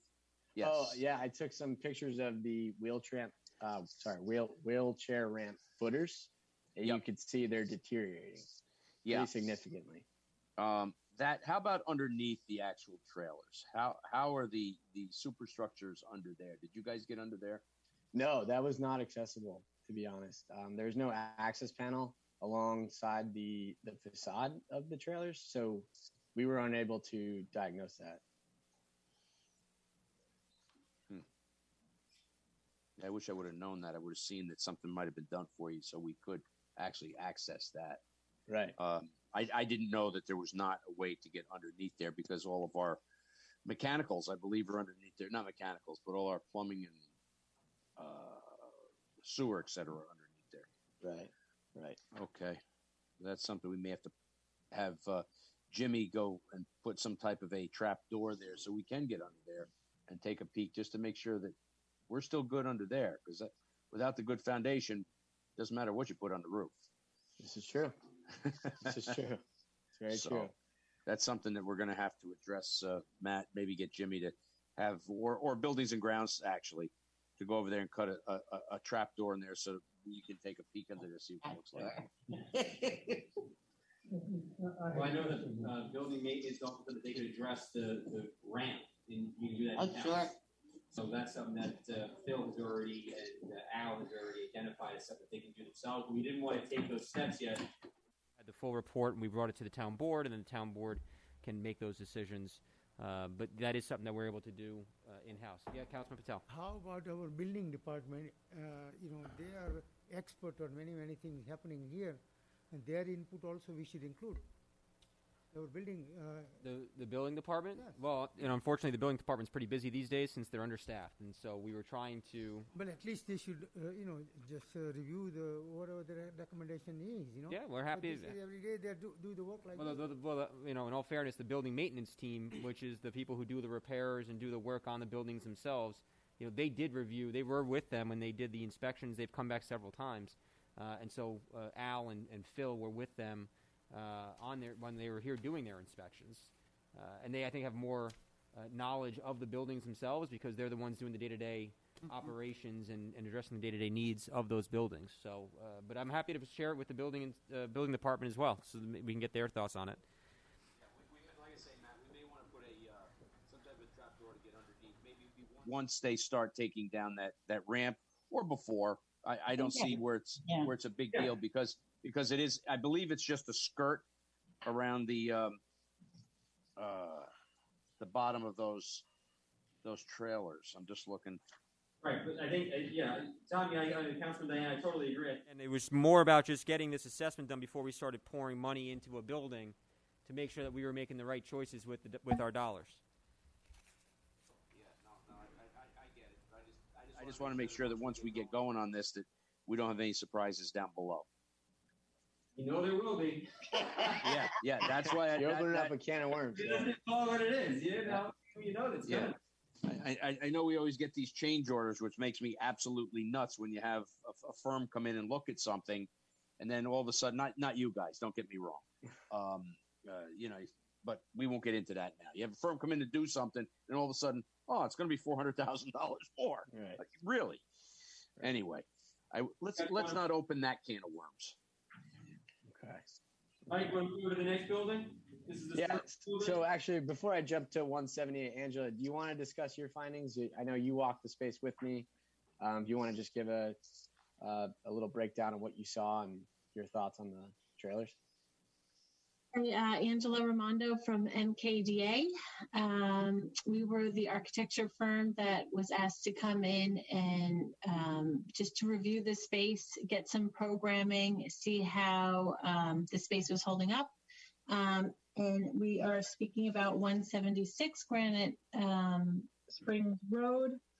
Again, as far as what Michael was saying, some adjustments, some renovations will need to be made if you will continue to be using that space for what it's used for the next few years. Again, some minor things that I saw, we were talking about maybe adjusting some of the furniture to accommodate what new admin or new employees that you would be having over the years, so we can discuss that a little bit. Some of the lighting may be upgraded a little bit if needed. Minor renovation to the bathrooms also could be an option. And then all the other items that Michael were talking about for more of the exterior work. Do you know if the bathrooms there are handicap accessible? Oh, I'm sorry. The bathrooms in there were not fully handicap accessible. Okay. Can you please tell me where is in this study the air filtration systems, the circulating exhaust is there, but incoming air has to be filtered, Mike, can you speak to that? The filtration system within the building? Yeah, so the units sit on the side of the property. I think they're all singular units, so they control heat and air conditioning. While we were there were no reported issues. Typically, these types of systems do have some sort of preventative maintenance contract attached to them. We requested that, but unfortunately, it wasn't available.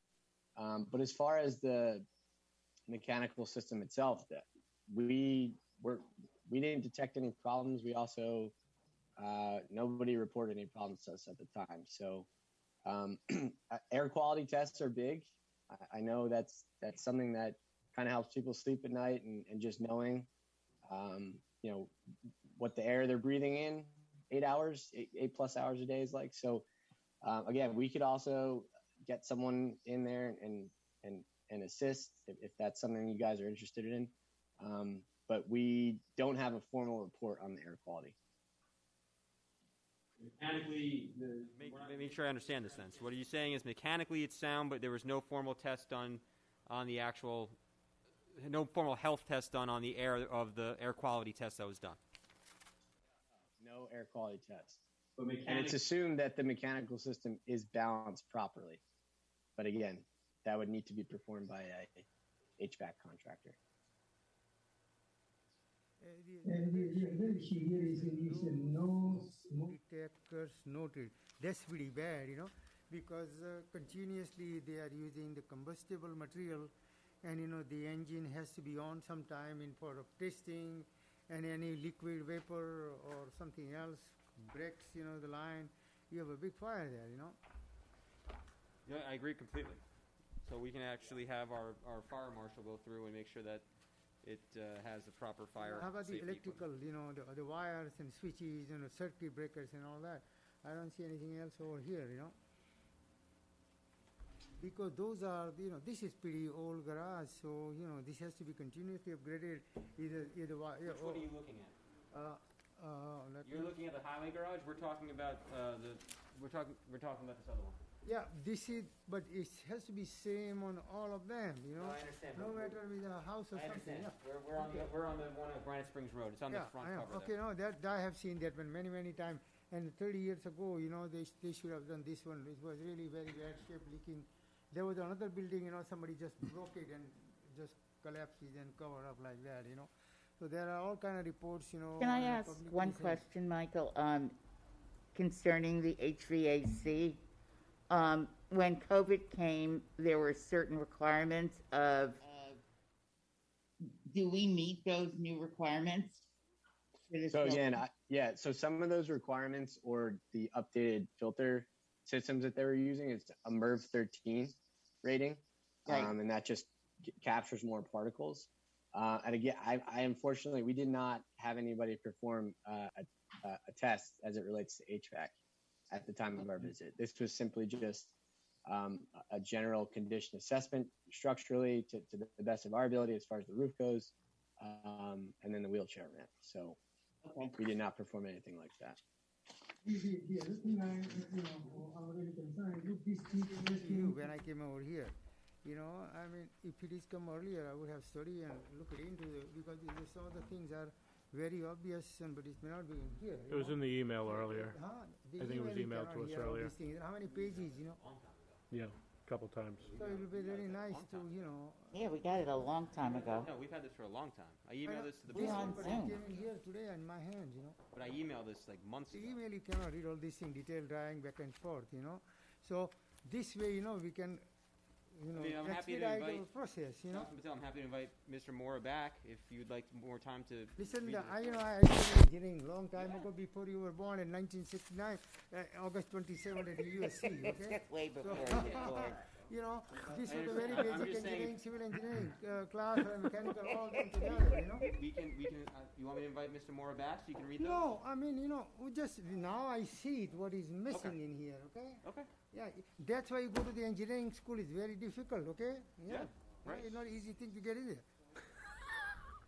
That's why I said, do not, it's not a hamburger helper job, guys, okay? No, You can I burn agree. and eat it, Mike, It's Mike, a do you lot want of money. to? We are worried about the safety and well-being of the employee, the town dollar, and, all these things are important for all of us, and that's why we are here, sitting here, Vishnu, I get you, but, we have I believe we have an company, an annual HVAC company, and perhaps, Put it down. that's what Phil needs to No, that's have the very work, have them look at everything.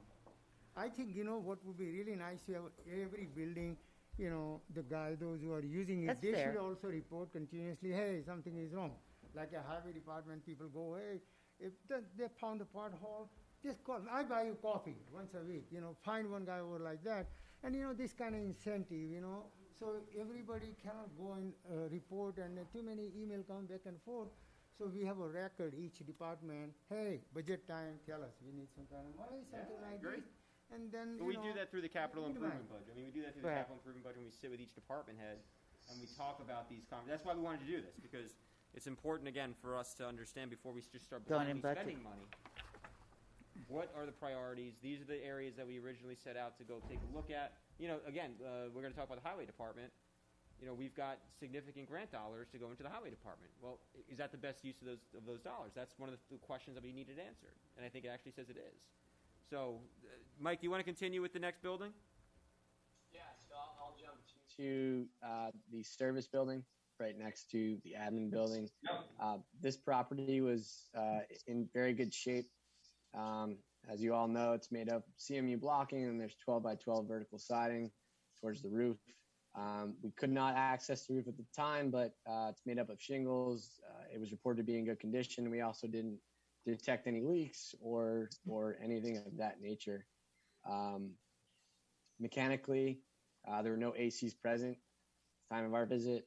There was one, I think, window fan, standalone fan by itself. The boiler system, we did a little homework on that. It's a Burnham hydronics boiler system. It's emitted through the baseboards, which are at the perimeter of this property interior, and it was in good shape. We didn't detect any issue there. Moving on to plumbing and sprinkler, there were no leaks, no leaky faucets. There's no sprinkler system in the building. Moving on to windows, total 9 windows, single hung metal frame, single pane tempered glass. They were in good condition. There were no leaks or condensation during our visit. Electrically, building was also in good shape. There were a couple lights that could use replacement. And the flooring is also in good shape. I'm going to jump down to our cost table and recommendations area. We did see some deterioration at the door frames, and this just comes from wear and tear, and they become weathered over time. There's some rust. So that's at the 4 locations, north, south, east, and west. There was also a makeshift weather stripping piece at the lifeguard break room door. I think there was some sort of towel wedged under there. We had suggested to get that removed and properly installed with weather stripping. There was some splitting in the ceiling, nothing significant. We don't believe it was caused by any water damage. Sheetrock boards tend to just separate over time. We didn't detect any smoke detectors in the facility. We had put that in there as one of our recommendations to install those. Thank you. Yeah, and then we just saw some rust on the side of the building. It's a mixture of rust and algae buildup, and that could easily be power washed and properly treated. So there really wasn't a ton from a cost perspective at this property. However, we did create a little bit of a table here in the event that you wanted to pursue some of these repairs and maintenance items. Yeah, I mean, obviously the door frames and smoke detectors, I think, make a lot of sense. I know those door frames are something that Actually, Commissioner Talbert pointed out to me, I think, almost 2 years ago now. So that's something that maybe we can get addressed and work with our staff on That's as not well. bad. All right. You want to go to Town Hall? On to Town Hall. I'm sorry, were there any other questions for the town board on that property? Good. Nope. All right, let's go to Town Hall. Let's go to Town Hall. Sure. Okay, I'm gonna just going forward. For these last two properties, I'm just gonna jump to the cost table and the recommendations. There is a lot within each category of the property, but I think for the sake of time, I'll just go to the recommendations. So the stairs and the ramp at the entrance, that was raised to us. They had escalated it as soon as we got to the site. They wanted us to investigate it. There was some splitting at the top step. And we also had LaChase come and inspect this and provide a cost to have the entrance stairs and the ramp replaced. And that's going to go for $100,000. And again, this was just an anticipated budget cost. If this is, a piece of scope that you guys would like to pursue, obviously we would get the contractor back on site and provide a real in-depth level of detail on what it is you'd be getting for that cost. I remember on this particular item, Tommy, Diana, Councilman Diana, you just feel free to chime in on this, but I thought one of the issues that was raised to the staff was the fact that underneath the stairs, it was hollow. Yes, and it's probably, because of the winter salt and weather like that, everything was just chipping out. Right. You take a hose and it will wash away. They 2 feet, you can see really big hole. Right. And since 10 years I'm looking at it. But Mike, were you able to confirm whether or not it was in fact hollow, and what does that mean structurally? And I don't know if Councilman Diana wants to say anything about that either. That was on the town hall, correct? Yeah, the front steps of the ramp. That whole thing came about because you were trying to get the oil tank out. Yep. Right. So Tony from LaChase Construction was more so. He's an estimator. So to really get this squared away, you'd need a structural engineer to come in and evaluate this. And again, that's someone we could certainly appoint to this property, and we can help you get that investigated. But we did not perform any sort of in-depth analysis on that portion of the staircase. I thought I remembered standing outside with your team, and one of the guys. We had Al. Who's foreman for our building maintenance team, and we were walking through this particular item. And I remember leaving, and I thought that we left it that we were going to confirm whether or not it was hollow, and what does that mean structurally if it is. Right. I mean, so just based on our quick glimpse at it, it wasn't determined that it was compromised structurally. Okay. And I'm not going to sit here and tell you that that is in fact true, because that needs to be documented in a report with an engineer's stamp of approval on it. So we did not completely uncover what was living beneath that portion of the stairs. Can I make a comment here? 12 years ago, there are about 34, like 40 people came from, there is one school on Route 134, and I have a picture here. They cleaned the front of the town here, and the YCC building, and the Baldwin's place, the triangle over there. And there are some engineers, and they were really shocked to see like this, But somebody has to figure out and tell you what to do, and the money and everything else, and it was never been done. I had a lot of flower over there, plant, but every time you wash it down, so rinse it with the water, everything was getting bigger and bigger and whole. I've seen since 12 years that one. So it requires our attention, really immediate attention to take care of it. It's going to go down one day, same like the gazebo has gone 4 inches down from the wooden floor. So we fill it in wooden step, and now they put the cement, eventually another 5 millimeter down, in the center. So the ground moves, and, we have to keep maintaining. That's it. Right. Councilman Diana, anything you want to add to that? With regard to the stairs, I'm going to have to take a look at them because I was unaware of that situation. But I'll take a look at that, and we'll have to have another discussion on this. Okay. We have town engineer, He's downstairs. So, okay, for move along here. What else you got, Mike? So the boiler replacements, that was actually a high priority for us. We wanted to make sure that was highlighted here for you guys. We actually spoke with Peak Performance. They're the ones who perform the maintenance on boiler systems.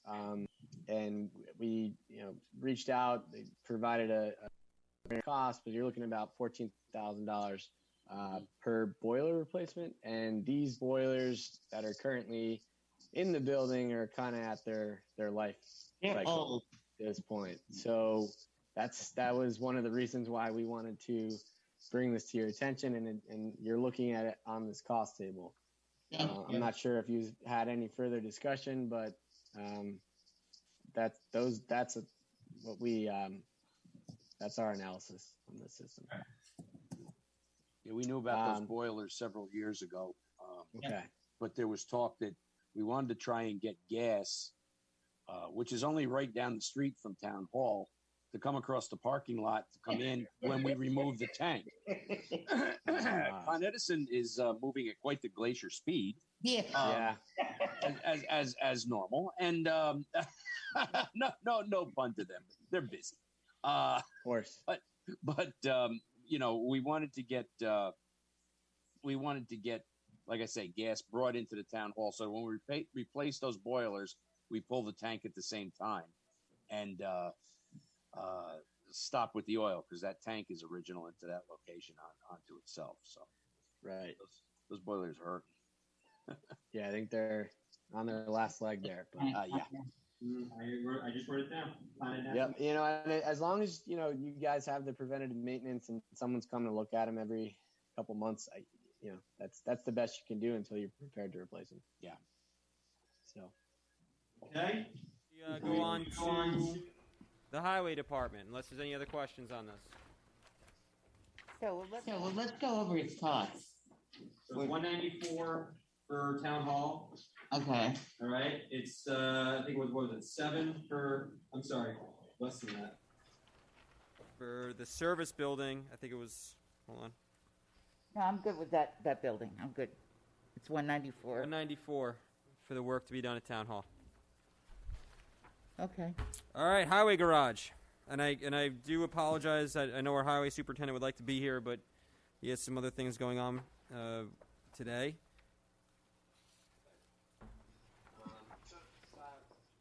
Starting with the facade, we had put priority 2 for some repointing, and this is basically just there's some chipped vinyl brick at the entry to each garage, and I think that just comes from these larger trucks coming in out of there as frequently as they do. That's a small number, so that's around $3,500. Moving down to AC inspection, there are several air conditioner units in that facility. We were unaware of the exact age of each air conditioning unit, but it's recommended that just from a preventative maintenance, you make sure that they're inspected. Ceiling and floor tile, there was some damaged tile throughout the space. We recommended getting that repaired. It's a small cost for $2,000. The broadloom clean and epoxy restoration. So the carpet is the broadloom carpet throughout the break room area and the front of house is pretty old. It's still salvageable. But in the event you were to keep it, we recommend you getting it You don't properly have a cleaned. collection system there? Yeah. Grants for. That's what the grant's for. So that's why that's the purpose, right? It confirms Yeah. the fact that we're making the right decision. Yeah. That's what's for. Yeah. Boilers too. Right. Boilers and ventilation. So, Mike, we're just talking about the ventilation system, because we did get a grant for that. And I know that's something that the highway superintendent's looking to move forward. So it's great to see that that's on there. Yeah, that was very important. And again, LaChase came in, they provided this number to us, because we understand that there was a priority for your accounts. And do you have any feedback on the boilers? The boiler system at the highway garage? Yes. Yes, 1 second. Why was the infrared scanning was done for heat or heating or something over that? You know? No, he says if it's on there, we need to do it. Yeah. Mike, what would the infrared scanning accomplish? So that's, I mean, we counted several individual electrical panels, and the infrared, what the infrared scanning would do is really just, it would detect hotspots within the panel. So it would kind of prevent a burnout within the panel. And we know, these units are heavily used from a day-to-day basis. Right. So it's just more of just checking the electrical circuit. Yeah, exactly. Okay. And then on the boilers, did you find anything? Yes. Sorry. I am scrolling through my report here. Yeah, so similar to 178 Granite Springs, this is a boiler system. It's got baseboard heaters, which distributes the heat. We didn't detect any issues with them. We actually shared it with a engineer that we're currently working with on several projects. We had them take a look at it. They did a little homework on it, and there were no issues reported with it, nor did our engineer confirm any issues based on his experience. Just continue to perform routine maintenance on it. We don't know the exact date of installation, but based on the photos, they seem to be older, and we anticipate the remaining useful life around 10 to 12 years. Is there any asbestos residue checked anywhere in the entire building? No, we did not perform any ACM investigation. But Matt, not sure this was this wasn't on our radar, but we can certainly have asbestos investigator check out the facility for you. But just so you are aware, in the event that any ACM is detected, there's a whole scope associated with that. And it's typically our recommendation, if you're not disturbing the area for any purpose, you shouldn't be touching it. But on top of that, you could also get an air quality test, which could also detect some particles and whatnot and give you a better idea of the facility itself. I know with regard to the boilers, I believe there's 4 in there. With regard to them, the first one was taken out of sequence because it just wouldn't come apart basically anymore for cleaning. The 3 of them that are in there are sufficient to basically carry the building. There's and then they also have a waste oil burner, which is in the back, which takes care of a larger amount of the shop area, with people bringing in their waste oil and the waste oil generated from the changing oil on the trucks, etc. I know I happened to be in there just to give a summation of that one particular boiler, and we brought another company in that looked at it also. And worst comes to worst, one would have to be replaced if it was deemed, if one more goes out, 2 would have to be replaced, but they can run off of 3, and it's working out quite nicely at this point. Okay. Matt, will the grant cover new boilers? Or My understanding is the grant covers the ventilation system, and it covers the expansion that the highway superintendent was planning on doing to provide sleeping quarters for his his staff. Okay. That was my understanding. Okay. There's two separate grants. Right. The one for 350 is the replacement of basically the boilers and the basically the HVAC. So the ventilation system and the boilers are included in the actual document itself. And the 300,000 was for the alteration to make an alteration to the building. So by doing the ventilation system, we're also handling The boiler. the ventilation system plus the HVAC. and the boilers. So we're going to be able to do all that at That's once. good then.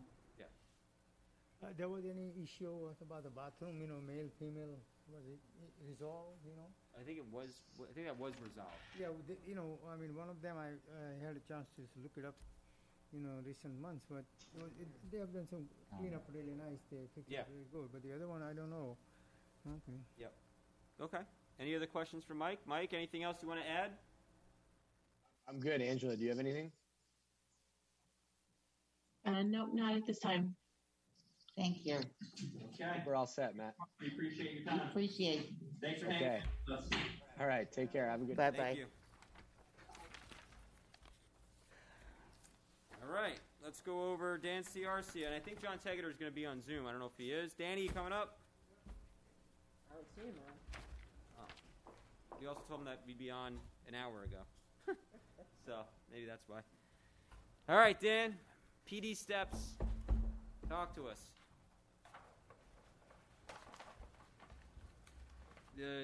Before I forget, the chief wanted to make sure that this Right. was included. Wait, where are we here?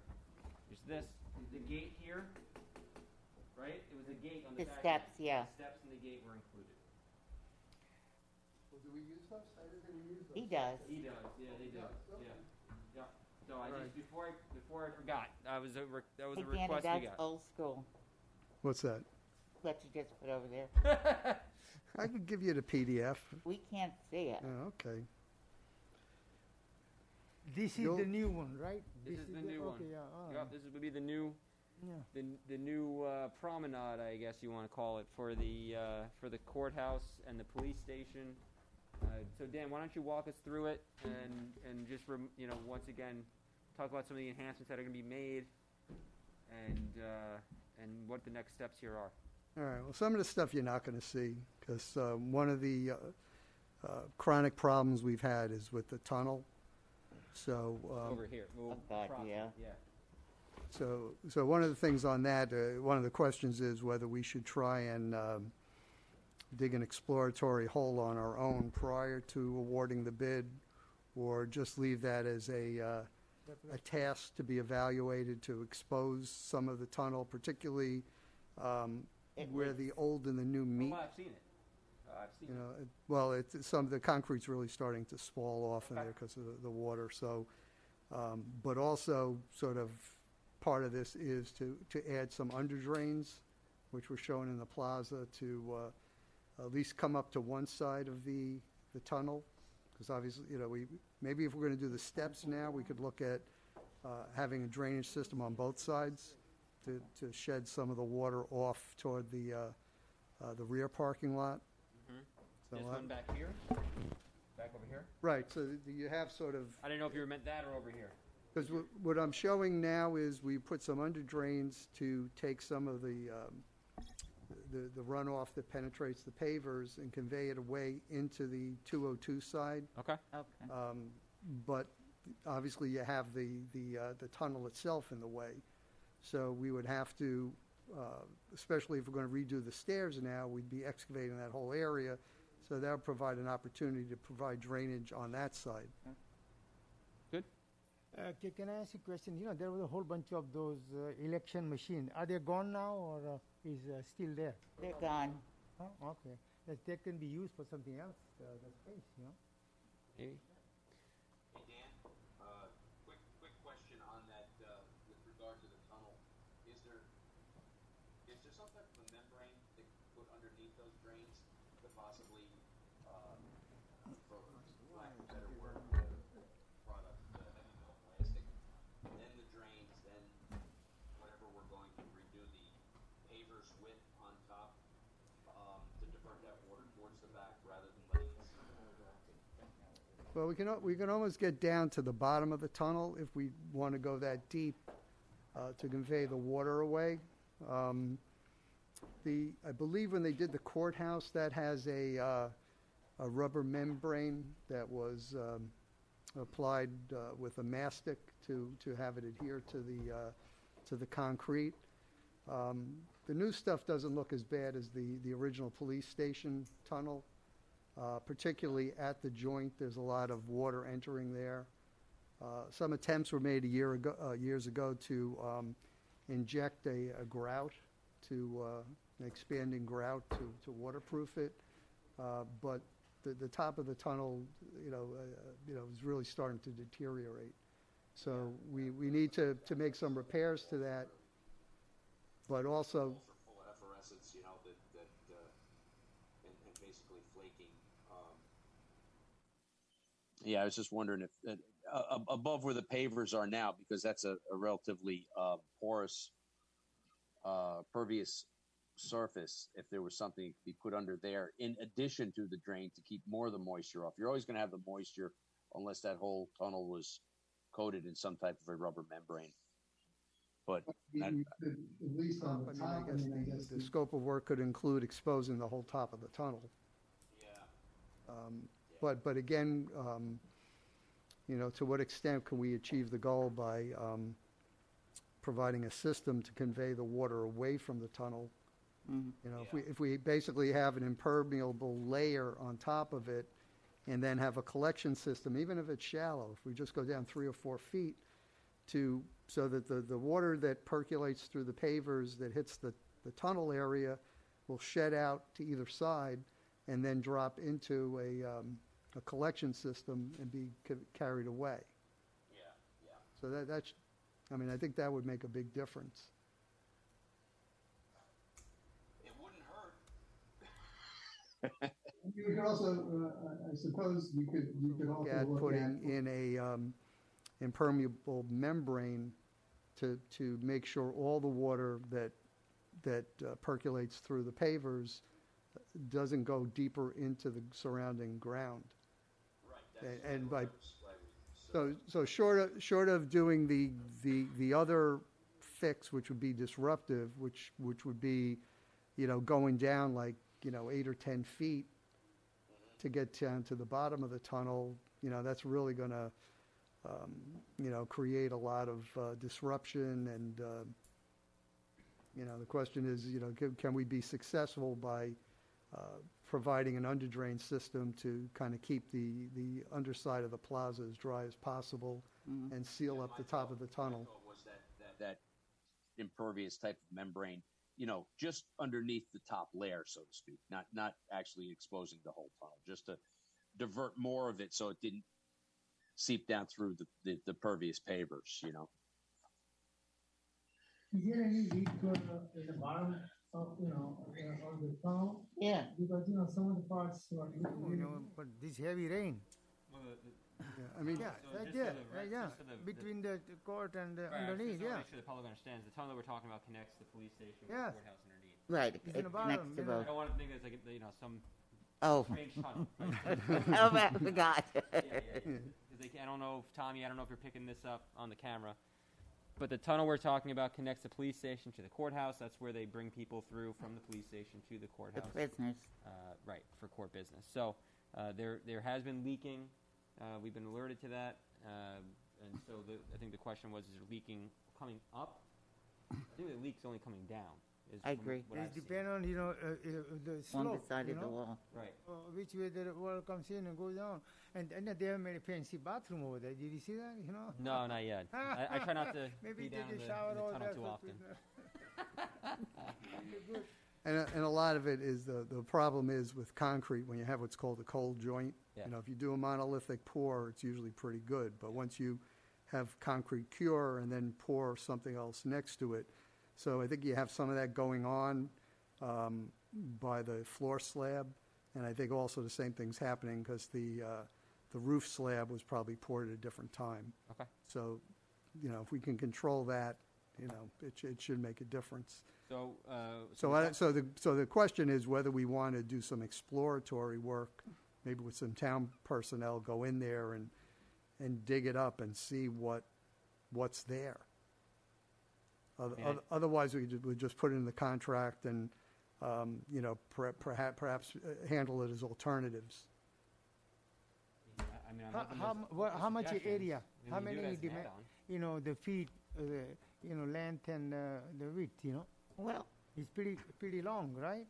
It's about 50 feet or something like that? I forget the exact length, but yeah, it's probably close to 50 feet, yeah. What do you think? you know, I think that, Dan, I think it's worth exploring. When you say exploring, though, what are we talking about? I mean, are we talking multiple Dig it days up. of manpower to put it I in? mean, it would have to, I think you would want to do it by hand, remove, you know, open up an area, maybe 8 by 8 or something, do some hand digging to expose the top, to expose the joint. Yeah. Where because there was one part was done with the police station, and the other part was added when they built the courthouse. What person do you have in mind? What personnel? Because you don't have the personnel to do this yourself. No. So what personnel do you have in mind? You know, I don't know if Highways has somebody or Parks or, you know. What A they have to cut laborer. down all We need those a couple of bushes and laborers, everything? yeah. Is it required to cut down all the bushes all around to open up? No. At least both ends, you know? Well, the bushes are here, right? Yeah. The joint is on both building, you know, both sides of the building. Well, the main joint is kind of in the middle of the plaza. Right here. The two buildings together. Why don't we do this? Why don't we work to see if we can get a laborer or two to give you a hand? In the meantime, let's try to move the. All right, the we'll bid forward. we'll determine, because we can do some tape measuring to figure out. Yeah. Are we digging down 2 feet? Are we digging down 4 feet? Right. You know, by hand, it makes a difference. Okay. So why don't you just quickly, high level, some of the improvements that we're seeing here, other than curbs that aren't falling apart? Well, all the stairs that are, you know, accessed from the 202 parking lot, we would repair. They've all been damaged by salt. Yep. So we would replace those. The retaining walls are actually in pretty good shape. Okay.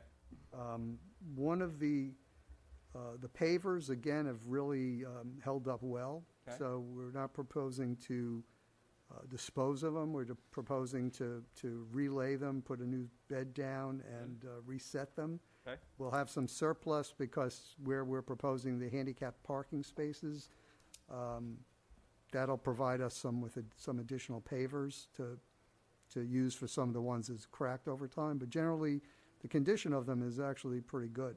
They've weathered well over the years. So we talked about the drainage improvement. We're putting in, by the handicap spaces, putting in some bollards. Yep. Well, Well, we're also adding 3 handicap spaces at the Closer courthouse. to the courthouse, For the yeah. courthouse, no one has to go across the. Right. They used to be located downhill, so this would be a more Yeah, it is low. ADA appropriate placement of them. Yep. And we were able to squeeze that third one in. Yep. Great. So you got bollards to protect. One of the other questions on the design side, we were considering, right now those planter areas are sort of narrow. Yep. And we were thinking, would it be appropriate to maybe widen them a little and make them almost like street furniture? Turn them, you know, put some,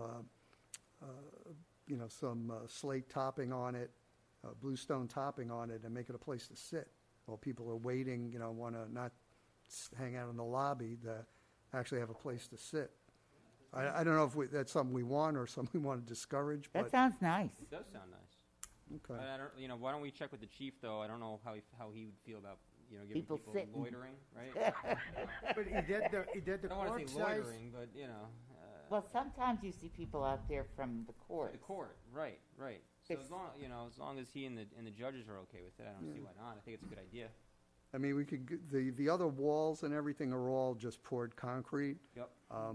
So one of the considerations is whether we'd want to put a stone facing on it to, Dress it up a little bit. Yeah.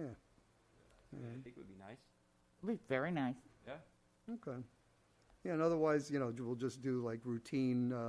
There's uplighting and things like that that are deteriorated. So the scope of work would include repairing those. We'll have to check and see if they're functioning electrically, and it's just the bulbs are out. But there's you know, Is it an uplighting. opportunity for us to upgrade to LEDs? Oh, yeah, we wouldn't do it any other way. Okay, great. Because I think the fixtures are pretty beat up, so. Okay. They should be new fixtures that are built for LEDs as opposed to a retrofit. Okay, good. Okay, what else? No, I mean, I think that's, you know, the couple of just the open-ended things, and then we would tidy this up and. Now, when you, I just want to go back to the hole over here. If you're going to dig the hole to do some testing, what happens after the testing's over? Do you refill the hole? Yeah, we'll just backfill it. Okay. Yeah, put the pavers I just back. didn't want to leave a hole there until we figured, you know. Yeah, okay. Tommy, are you okay with the hole? Yes. Okay. I am. Okay. It's I think it's something that needs to be done to find out what exactly we have to do to stop the water. Yeah. Can you make our building here? Let's not go down that road. But Dan, by the what's way, next? there is an opening underneath the front entrance, but. There is. yeah. Okay, at least someone was able to figure that out. Yeah. Dan, what's the next step on this thing? Well, I think we've just internally, we got a couple of questions to answer. We started pulling together specifications, because this will, you know, be a public works project, so we got to do a little bit more than just our, you know, our usual front end. We've got to get into detailed specifications on the various pipe types, aggregates, and things of that nature. So Okay. there's you know, another level of information has to be in that document. All right, so when do you expect specs to be ready for us to be able to go out to bid? Well, I guess the music's got to stop in what we're doing here, but I think we'd be ready to go sometime next month. Okay. Okay. Great. I have a question. Why do you want to use the old bricks? You know, new bricks are probably better material, and this has been like 25 years or something like that? Well, Councilman Diana, what do you think? He said no. I agree with Dan to reuse the old. They're almost a porcelain on top. They're a very high grade type of brick that they actually used there in the beginning. At least that's my opinion. What do you think, Dan? Well, what you see a lot with the pavers, a lot of people use the dyed concrete, which is more the typical thing, and over time they weather, and the impregnated pigments fade, and they just don't look great. Those are clay bricks, so that they actually look. I thought they looked quite good given how long they've been there. They almost have like a glaze to them. They're not a slippery glaze, but it's like, yeah, they're in real good shape from what I can remember right off the top of my head. Yeah, I think it would cost a lot of money to try and get a paver of that quality back there, and it's, you know, why throw them in the dumpster? Okay. They look pretty good. I mean, if we change our mind, we could always have, you know, come back and, because to just lay pavers is pretty easy. You know, you could come back and do that any time, really. I gave Ed a lesson putting pavers down. He could come in and do it.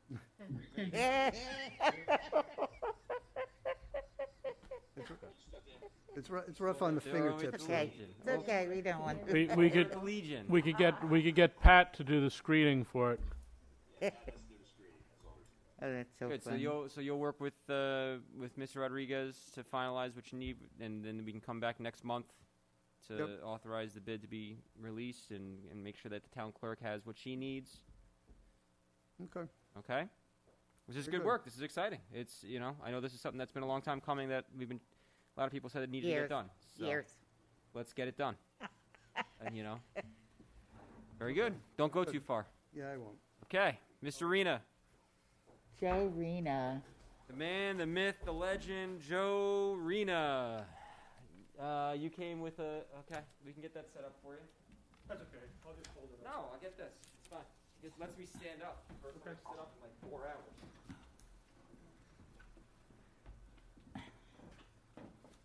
Thank you.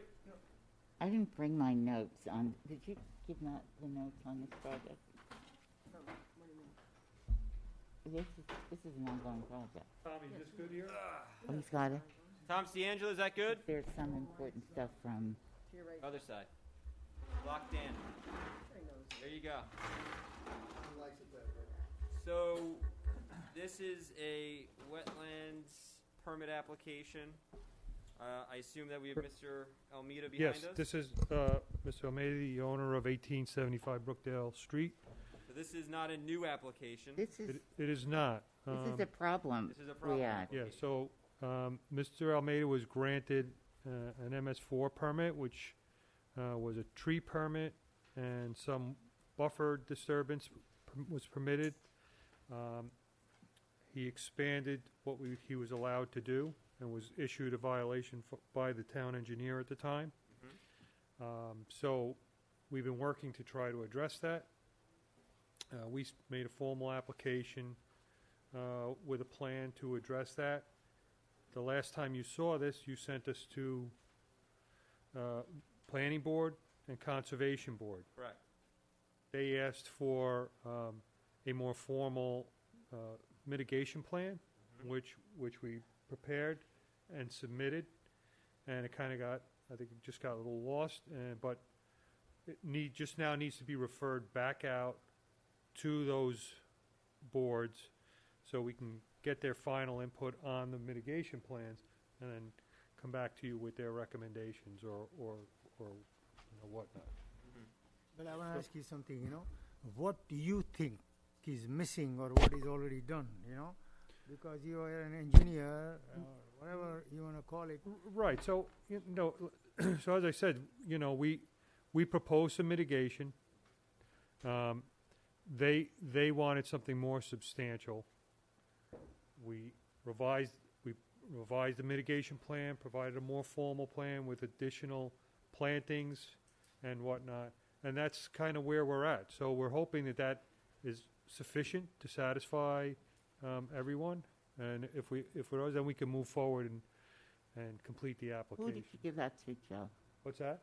Who did you give the mitigation plan to? Did we get it? Yes, you got it.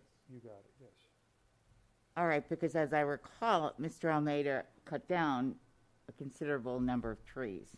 Right, for which he had a permit for, but then he went a little bit beyond. He went into the wetland. Yeah. Right. So there's a lot behind the tree permit, and if you want me to get into it tonight, but and it didn't dawn on me until I looked at it carefully, but of the 77 trees he was granted a permit for, 51 of those trees were actually 8 inches or greater. Okay.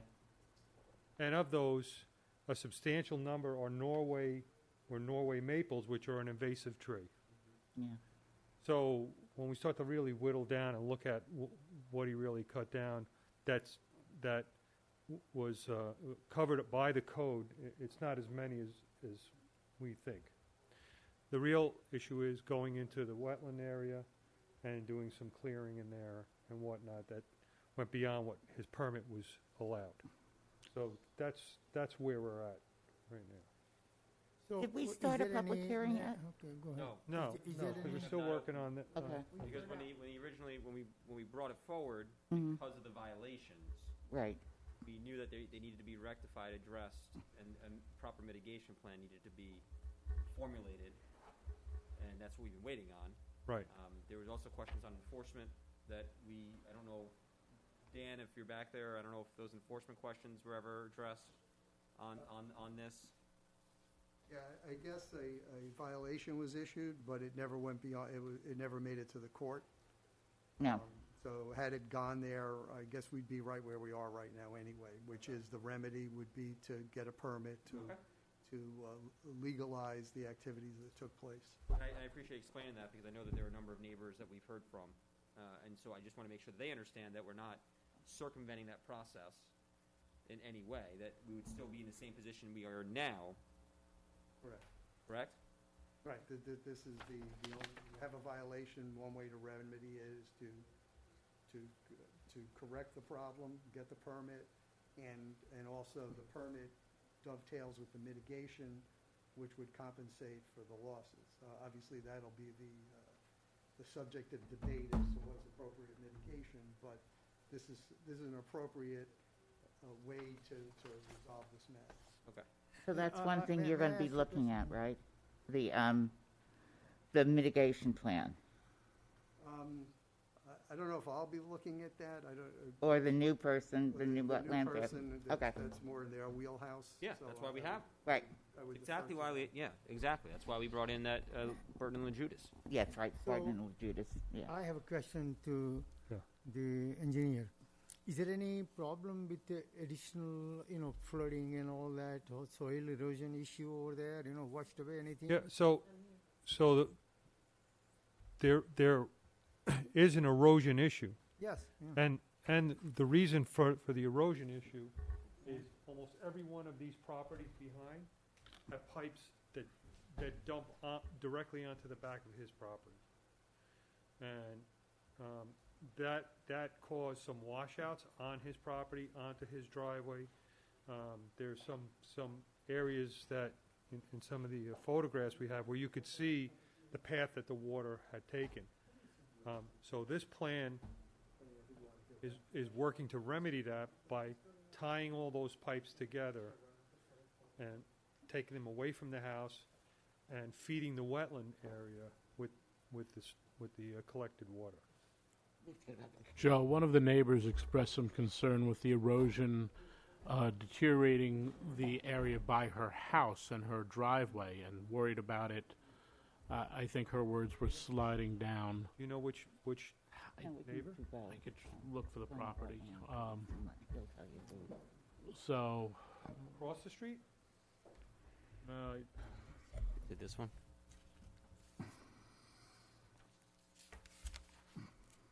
yes. Right. I don't think she has the address on there, so we can get you the address. But it's across the street? I don't. I think it's adjacent to the wetlands by the picture. Nothing that he's doing could be impacting her because she's higher than his property. Okay. So we can refer out the mitigation. And that's all I think we should do at this point. Okay. Yeah, Let's really just where refer it out so we're not setting. I don't think we should set the public hearing yet, but let's refer it out so the other boards have a chance to comment on it, provide feedback. Okay. And then let's bring it back at that point, and then we can make a decision from there. All right. Are you okay with that? All right with that? That's what I was expecting. Okay. Okay. Great. So, then how does it work with the new wetland consultant? What is that? that goes through planning. That goes through planning. Okay. Right, Dan? That goes through. Yeah, that's plan. Planning would set you up with them. Okay. Okay. So we'll make a motion to refer out to all agencies. So moved. Second. All in favor? Aye. Thank you. Very good. Thank you very much. Appreciate it. Thanks for coming in. Right. All right. We've got some resolutions Okay. to be passed. From Building and Maintenance, approve the purchase of a Ford F-350 for the Building and Maintenance Department. With that one there, not a problem with them getting what they need. Just seeing what lines they're pulling it out of. I just want to caution them.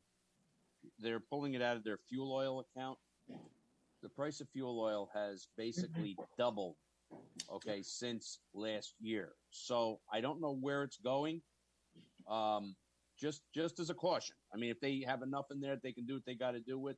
I don't know what we're going to have between now and January 1. Yeah, I appreciate that, Tommy. Yeah. You know Better than anyone else here about that. I mean, I'm happy to go back to the comptroller and just make sure, but I believe that this was worked with her. But if you want to wait and we can do it next week just to make sure, we can. I mean, they can get it going. It's just a matter of.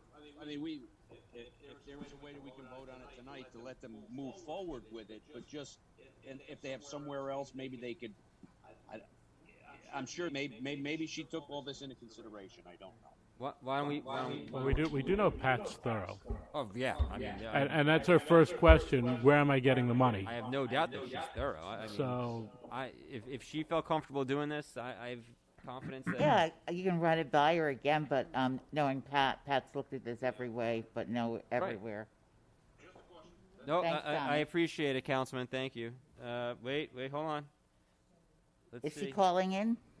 More than enough to get to the end of the year. She checked. She got It's more good. than enough. Thank you, Pat. Thank you, Miss Pat. Thank you, Miss Pat. All right. And why don't you put on some good TV, Pat? That's funny. Yeah. Listen, I'm the one who's gonna get the text message, not you guys. All right. So we're all comfortable. So you confirm that. So we're good there. From the engineering department, this is a bond release for subject property at 55 Winchester Court. There's another bond release request for the subject property at 1538 Jacob Road. Our comptroller Pat Caparel says this is better than reality TV. This is reality TV. We are reality. This is reality TV, Pat. We were going to authorize the engineering department to release the performance bond held by the town on file for the Cat Hill subdivision at Hilltop Hanover Farms. From the finance department, we're going to authorize the comptroller to pay out Jason Swart on unused time. Also authorize the comptroller to pay out Brian Shanahan for his unused time, as well as authorize the comptroller to pay out Michael Kahn for his unused time. From the highway department, authorize the highway superintendent to sign petroleum bulk storage registration. From the police department, I'm very excited about this one. Authorize the police department to purchase a Ford Police Interceptor hybrid SUV, which is exciting. And we are going to table the resolution pertaining to King's Capital per our town attorney. But you have the other one. I have another out of closed, and I'll read it in its entirety. Be it resolved that Tiffany A. Charles is hereby appointed police officer in the town of Yorktown effective September 29th, 2021, to be paid $58,253 annually. Be it further resolved that this appointment is subject to a probationary period of no less than 12, no more than 52 weeks, commencing on the first date of appointment on September 29th, 2021. So moved. Second. All in favor? Aye. Aye. We wish Officer Charles a successful career here at the Yes. Yorktown Police Department, and we're very excited to welcome her. Yes. And she'll be sworn in tomorrow, so we're looking forward to that. And if there's no other business before the board, then we will entertain a motion to adjourn. So moved. Good night. All in favor? Aye. Aye. Good night, Yorktown. Thank you. Alice doesn't even want the vote. She just wants.